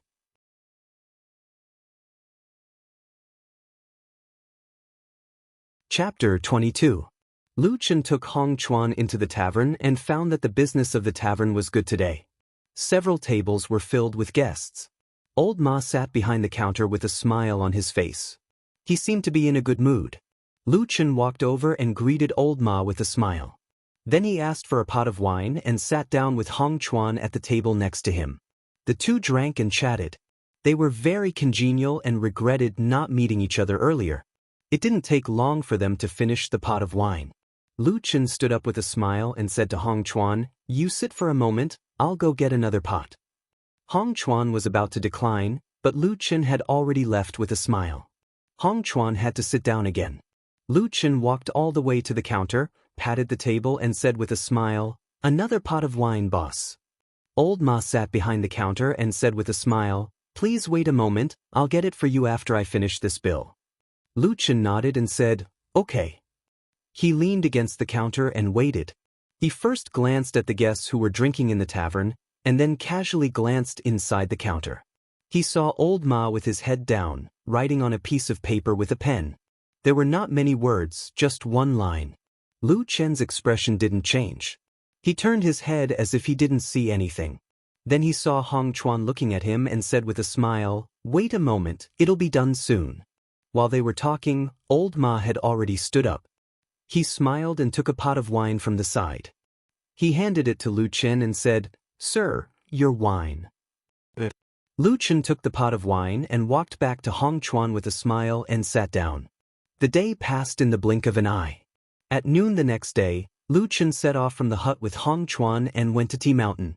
The mountain breeze blew down from the top of the mountain. As far as the eye could see, everything was covered in thick green. Furthermore, the wind carried with it a refreshing fragrance that made one's heart feel at ease. This must be the unique smell of the spirit tea. The two of them walked on the mountain road one after the other. Looking at the almost omnipresent spiritual tea trees on both sides of the road, Hong Chuan couldn't help but sigh. "I didn't expect the spiritual energy here to be so good. It can grow so many spiritual tea trees." Lu Chen was walking in front. When he heard this, he turned around and said with a smile, "These are just the most common spiritual teas. I'm sure your Kunlun party wouldn't care about these." Hong Chuan laughed and said, "Because my sect has been established for a long time, we do have a lot of good things. This tea is also a little famous. If fate allows it, I will bring some for Brother Lu." Lu Chen smiled and said, "That's not bad." The two of them talked as they walked. Hong Chuan followed behind Lu Chen and found that Lu Chen seemed to be walking casually, but when it came to some forks, he almost never hesitated. Every time, he would immediately choose one of the paths. It seemed that he was very familiar with the mountain road. After walking like this for more than 2 hours, the two of them reached the top of Tea Mountain. Hong Chuan looked around and found that he was at the back of Tea Mountain at the moment. For a moment, he also felt a little emotional. He smiled and said to Lu Chen, "Fortunately, Brother Lu is leading the way. Otherwise, I would really be in trouble." Lu Chen waved his hand and said, "Last time, it was because it was late at night and dark, so you couldn't see the path clearly. If it was daytime, you might not get lost. Oh, the ghost weeping cave is over there. Let's go." The two of them continued to walk along the mountain road to the east of the mountain. When they arrived at the back of the mountain, there were not many intertwining mountain roads like in the front of the mountain. Most of the time, there was only one road. Sometimes, they couldn't even find the road and had to climb for a while to pass. However, both of them were agile people. This mountain road was not difficult for them. So after walking for about half an hour, Lu Chen suddenly stopped and then pointed to a place in front of him. He said to Hong Chuan, "It's there." Hong Chuan's spirit was lifted. He hurriedly took a few steps forward and looked ahead. He saw that in the front of the mountain, there was suddenly a big hole with a radius of more than 300 feet on the flat ground. He walked forward for a while and came to the entrance of the cave full of rocks and plants. Looking down, he saw that the bottom was actually very deep. With a rough look, it was at least 100 feet high. The surrounding cliff rock walls were extremely steep. Some pine vines and small trees grew tenaciously between the rocks, adding some vitality to this sky cavern. On the opposite rock wall further away, a stream of water flowed out from somewhere on the rock wall and suddenly fell down, forming a slender waterfall in midair. It flew straight down and fell into the bottom of the sky cavern. The mountain wind blew over, as if carrying a little moist air from there. The entire sky cavern looked quite imposing, making people feel awe. They couldn't help but sigh at the mysterious and magical nature. Hongchuan also looked very amazed. After watching for a while, he couldn't help but say to Lu Chen, "There is such a scenery here. It is really rare." Lu Chen smiled and said, "When I first came here, the feeling was similar to you." He walked a few steps forward and came to the edge of the sky cavern. He looked down and said to Hongchuan, "You look at the rock wall over there. Are there some nests embedded between the rocks?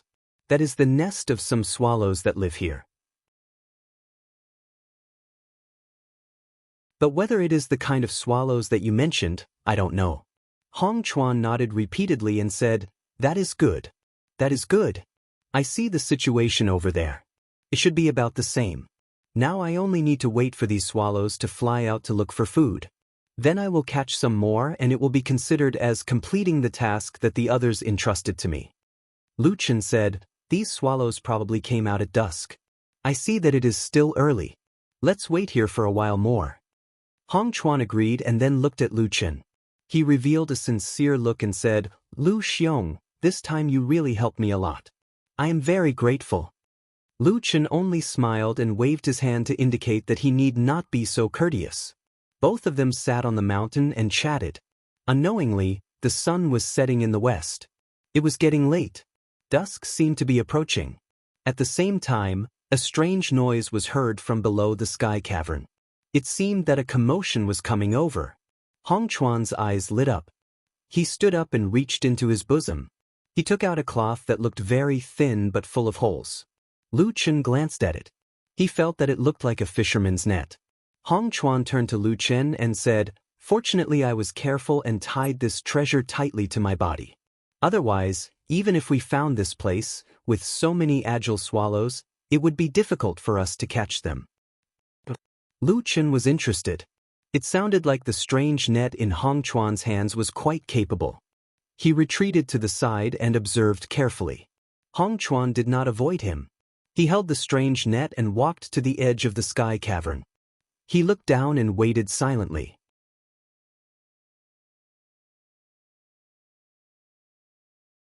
Chapter 23. After about half a cup of tea's time, the noise below suddenly became louder. Then, a strange chirping sound gathered together like a tide. A moment later, a black cloud suddenly flew up from the bottom of the heaven pit. Upon closer inspection, one would discover that this black cloud was actually made up of swallows that were completely black in color. Lu Chen stood to the side and looked at the swallows. After carefully identifying them for a while, he found that there was a circle of scarlet around the beak of these swallows, and on the tail feathers, there were indeed a few scarlet feathers among the black feathers. They looked brighter and more beautiful than the black feathers around them. They seemed to be the red-beaked scarlet swallows that Hongchuan had mentioned before. At this moment, Hongchuan, who was standing at the edge of the heaven pit, could see the appearance of these swallows even more clearly. Suddenly, a look of joy appeared on his face. Then he muttered something and suddenly shook his hands. He spread them out and the thin net opened up with a "thoo" sound. It flew into the air and flew into the group of swallows. Only a burst of shouting and the group of swallows was suddenly in chaos. The strange net's mesh was neither too big nor too small, just enough to catch these swallows. At the same time, a strange glimmer appeared on the strange net. It actually surrounded the swallows in midair and covered all of them. Then, it flew back to Hongchuan's hand. This trip and return was really magical. This kind of method was clearly a magic treasure of the legendary Immortal sections. Lu Chen stood at the side and looked at this scene with a trace of a smile on his face.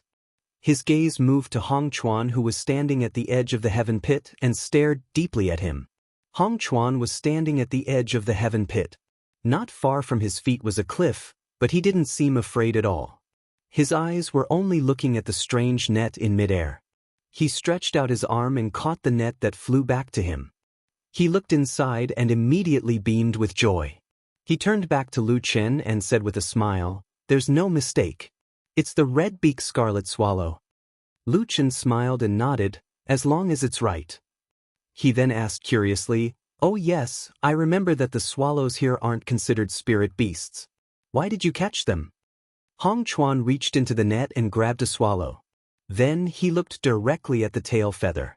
After carefully looking at it, he pulled out a red feather from the feathers. Then he loosened his fingers and let the swallow fly. Holding the scarlet feather in his hand, he smiled at Lu Chen and said, "This is it." Although the red-billed scarlet-feathered swallow was not a spirit beast, the scarlet feathers on its tail were quite beautiful. Especially if one was not afraid of trouble, they could weave these feathers into a shawl, which was also very beautiful. There's a senior in my sect who likes this thing, so I specifically found this place to search for Qiyu as a token of filial piety to her. I see. Lu Chen suddenly understood. He thought to himself, no wonder Hong Chuan is so interested in these inconspicuous swallows. It turns out that it's all for the sake of flattery. It's all out of filial piety. After understanding the whole story, Lu Chen was not in a hurry. He simply found a rock on the side and sat down, watching Hong Chuan use the strange net to catch these swallows. The strange net was very strange, but it was quite useful. Every time Hong Chuan used it, he almost never missed, so he quickly caught a lot of swallows. However, in the process, Lu Chen quickly discovered that Hong Chuan's requirements for the scarlet feather were quite high. He almost didn't want the ordinary ones, the flawed ones, the ones with dim luster, or the ones with missing tail feathers. Basically, he only chose the scarlet feather that looked perfect. As a result, the speed at which he collected the scarlet feathers slowed down a lot. Every time Hong Chuan checked the tail feathers, he didn't kill them, but released the swallows. He seemed to be a kind person. Lu Chen waited for a while. Seeing that Hong Chuan had collected about a dozen beautiful scarlet feathers, he couldn't help but ask, "How many feathers do you want in total?" Hong Chuan said without hesitation, "At least 100. Lu Chen replied with an "Oh," and said, "Take your time then." Hong Chuan turned his head and grinned at him, then turned back to catch the swallows. Just like that, they stayed on the edge of the sinkhole, and the place where the swallows looked for food seemed to be on this mountaintop. A dark mass of swallows flew everywhere. After about half an hour, Hong Chuan finally almost completed the task. He counted the collected scarlet feathers again. There were a total of 98, so he smiled and said to Lu Chen, "One more net will be enough." Lu Chen smiled and nodded, and Hong Chuan stood at the edge of the sinkhole, ready to catch again. Who knew that at this time, perhaps because of the passage of time, the sky had already darkened, and many of those swallows had already returned to their nests. The number of swallows still flying in the sky had decreased, and they looked sparse.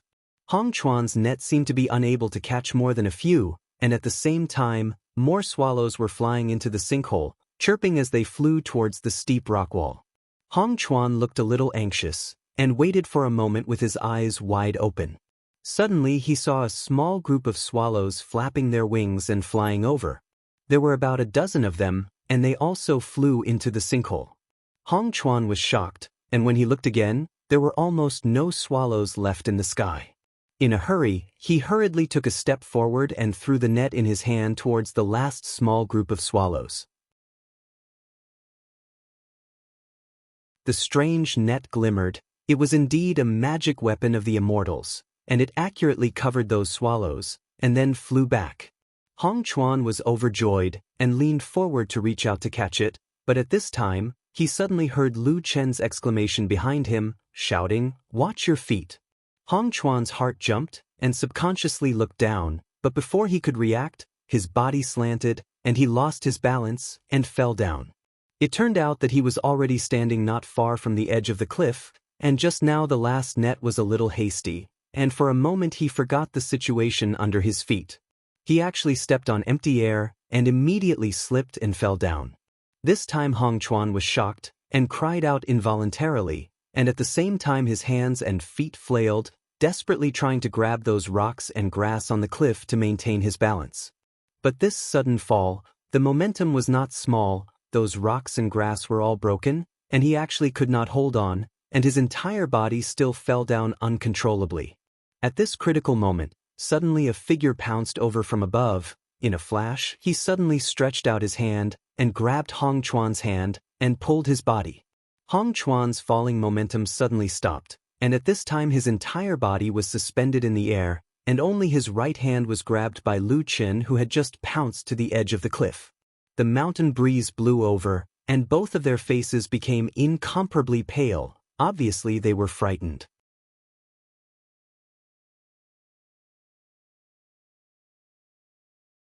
Chapter 24. Hong Chuan subconsciously looked down and saw that the bottom of the sinkhole was dark, like a bottomless abyss.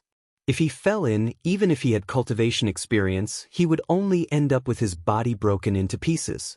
At this moment, Hong Chuan felt all the hairs on his body stand on end. He raised his head to glance at Lu Qin, and his eyes were filled with pleading and panic. Compared to Hong Chuan's panic, Lu Qin seemed to be calmer. However, his expression didn't look good either. His face was even slightly distorted, probably because he used too much force. No matter who it was, using one hand to grab such a big living person, it was not an easy task. He leaned on the edge of the cliff, took a deep breath and then whispered to Hong Chuan below, "Don't move. I will pull you up." Hong Chuan's face was pale, looked like he could not even speak properly, only nodded his head. Lu Qin gritted his teeth and let out a muffled groan. He began to exert his strength to pull Hong Chuan up.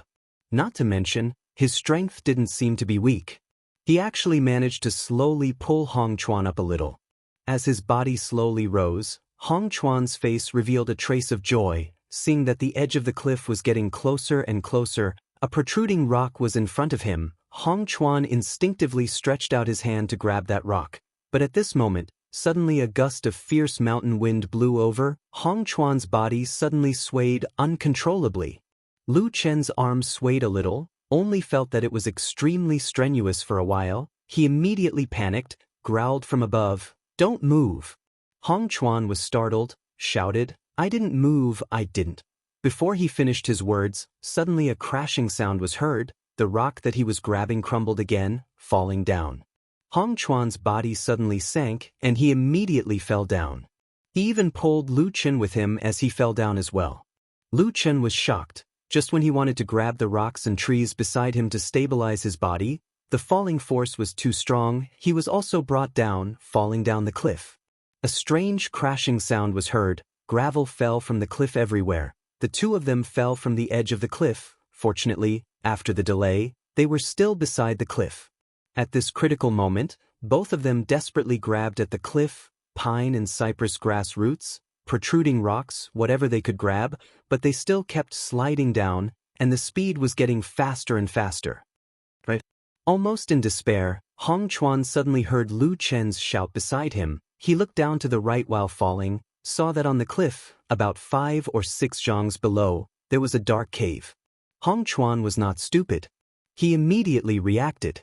At this moment, the cave seemed to be their only chance of survival. He immediately screamed and used both his hands and feet to grab the hard cliff. His palms felt a sharp pain. He didn't know how many wounds he had made, but he didn't care about that. But because of this, his falling speed slowed. Seeing that the cave was in front of him, Hong Chuan let out a low roar, using all his strength to throw himself at the cave. There were a few trees growing near the cave. His body suddenly smashed heavily on the tree trunk, only to hear a bang sound. A tree trunk near the mouth of the cave snapped in the middle. But Hong Chuan's body suddenly shook, bounced up from the air, and fell at the cave entrance. At this critical moment, Hong Chuan's body hadn't even stabilized when he heard the whistling sound of wind. A figure also fell from the side. Hong Chuan yelled and pounced over, grabbing the falling Lu Chen with both hands. With all his might, he roared angrily, turned around, and threw his body into the cave. Woo-woo sound was ear-piercing, followed by another muffled sound. Lu Chen's body heavily fell on the stone wall of the cave entrance. Accompanied by a muffled sound, he rolled on the ground twice. And Hong Chuan's body violently rotated twice, looked like he was about to fall out of the cave entrance. At that moment, under his feet was only an inch away from the cliff. Hong Chuan's face was scared white. Fortunately, the trees at the entrance of the cave that did not seem to be very thick once again saved his life. In a panic, Hong Chuan waved his arms and grabbed onto one of the tree trunks. Only a rustling sound could be heard and countless leaves fell. However, his body trembled and swayed countless times before he finally stabilized himself at the entrance of the cave. For a long time, the cave under the cliff was silent, only two people who were still in a state of shock, leaning against the stone wall of the cave entrance, panting heavily. When the two people's panting gradually calmed down, they raised their heads at the cave entrance and looked at each other. The expression on their faces looked a little strange. After a moment, Hong Chuan let out a dry laugh, stood up, and deeply bowed to Lu Chen, said, "Brother Lu, I am really sorry. I have implicated you again." Lu Chen also shook his head with a bitter smile, then immediately waved his hand and said, "Forget it, just now you also risked your life to save me once, let's consider it a draw." Hong Chuan's face was full of regret, looking a little embarrassed, as if for a moment he did not know what to say. Lu Chen, on the other hand, seemed to be more open-minded than him. After resting in place for a while, his expression returned to normal. He looked around the cave entrance and suddenly exclaimed, "These two trees seem to be gold Siamese?" Hong Chuan, who was looking awkwardly at the side, was startled when he heard this, and seemed to be surprised. The gold thread Phoebe was not an ordinary tree species. There were spiritual patterns on the tree body. It was an authentic spiritual tree. Its leaves, buds, and roots were all useful spiritual materials in the Taoist sects, but the most precious thing was the trunk of this tree. It was tough and hard. It was of great use. Hong Chuan took 2 steps forward and came to the cave entrance with the 2 trees growing. At this moment, although the sky was a little dark, there was still some light at the cave entrance. He carefully looked at the 2 trees, including the one he had smashed before, then nodded to Lu Chen and said, "Brother Lu has a good eye. These 3 are really gold thread Phoebe, but it is a pity that they do not seem to be old. The trunk is a little thin, it cannot be used as a big material." Lu Chen walked over and patted the trunk of one of the gold thread Phoebe trees, and said with a smile, "This is already not bad, okay? Although it is only as thick as the mouth of a bowl, this place is not a blessed enclave, or a place full of spiritual power like the Spirited Mountain. Just to grow like this, it would take at least 100 years. "That's true." Hong Chuan sighed, then pondered for a moment and said, "Brother Lu, it is useless for me to take back such a gold thread Phoebe, it is better for you to handle it." You're tuning in to the Han Li's Immortal Journey YouTube channel. Don't forget to subscribe and join us on this journey to catch the most captivating stories.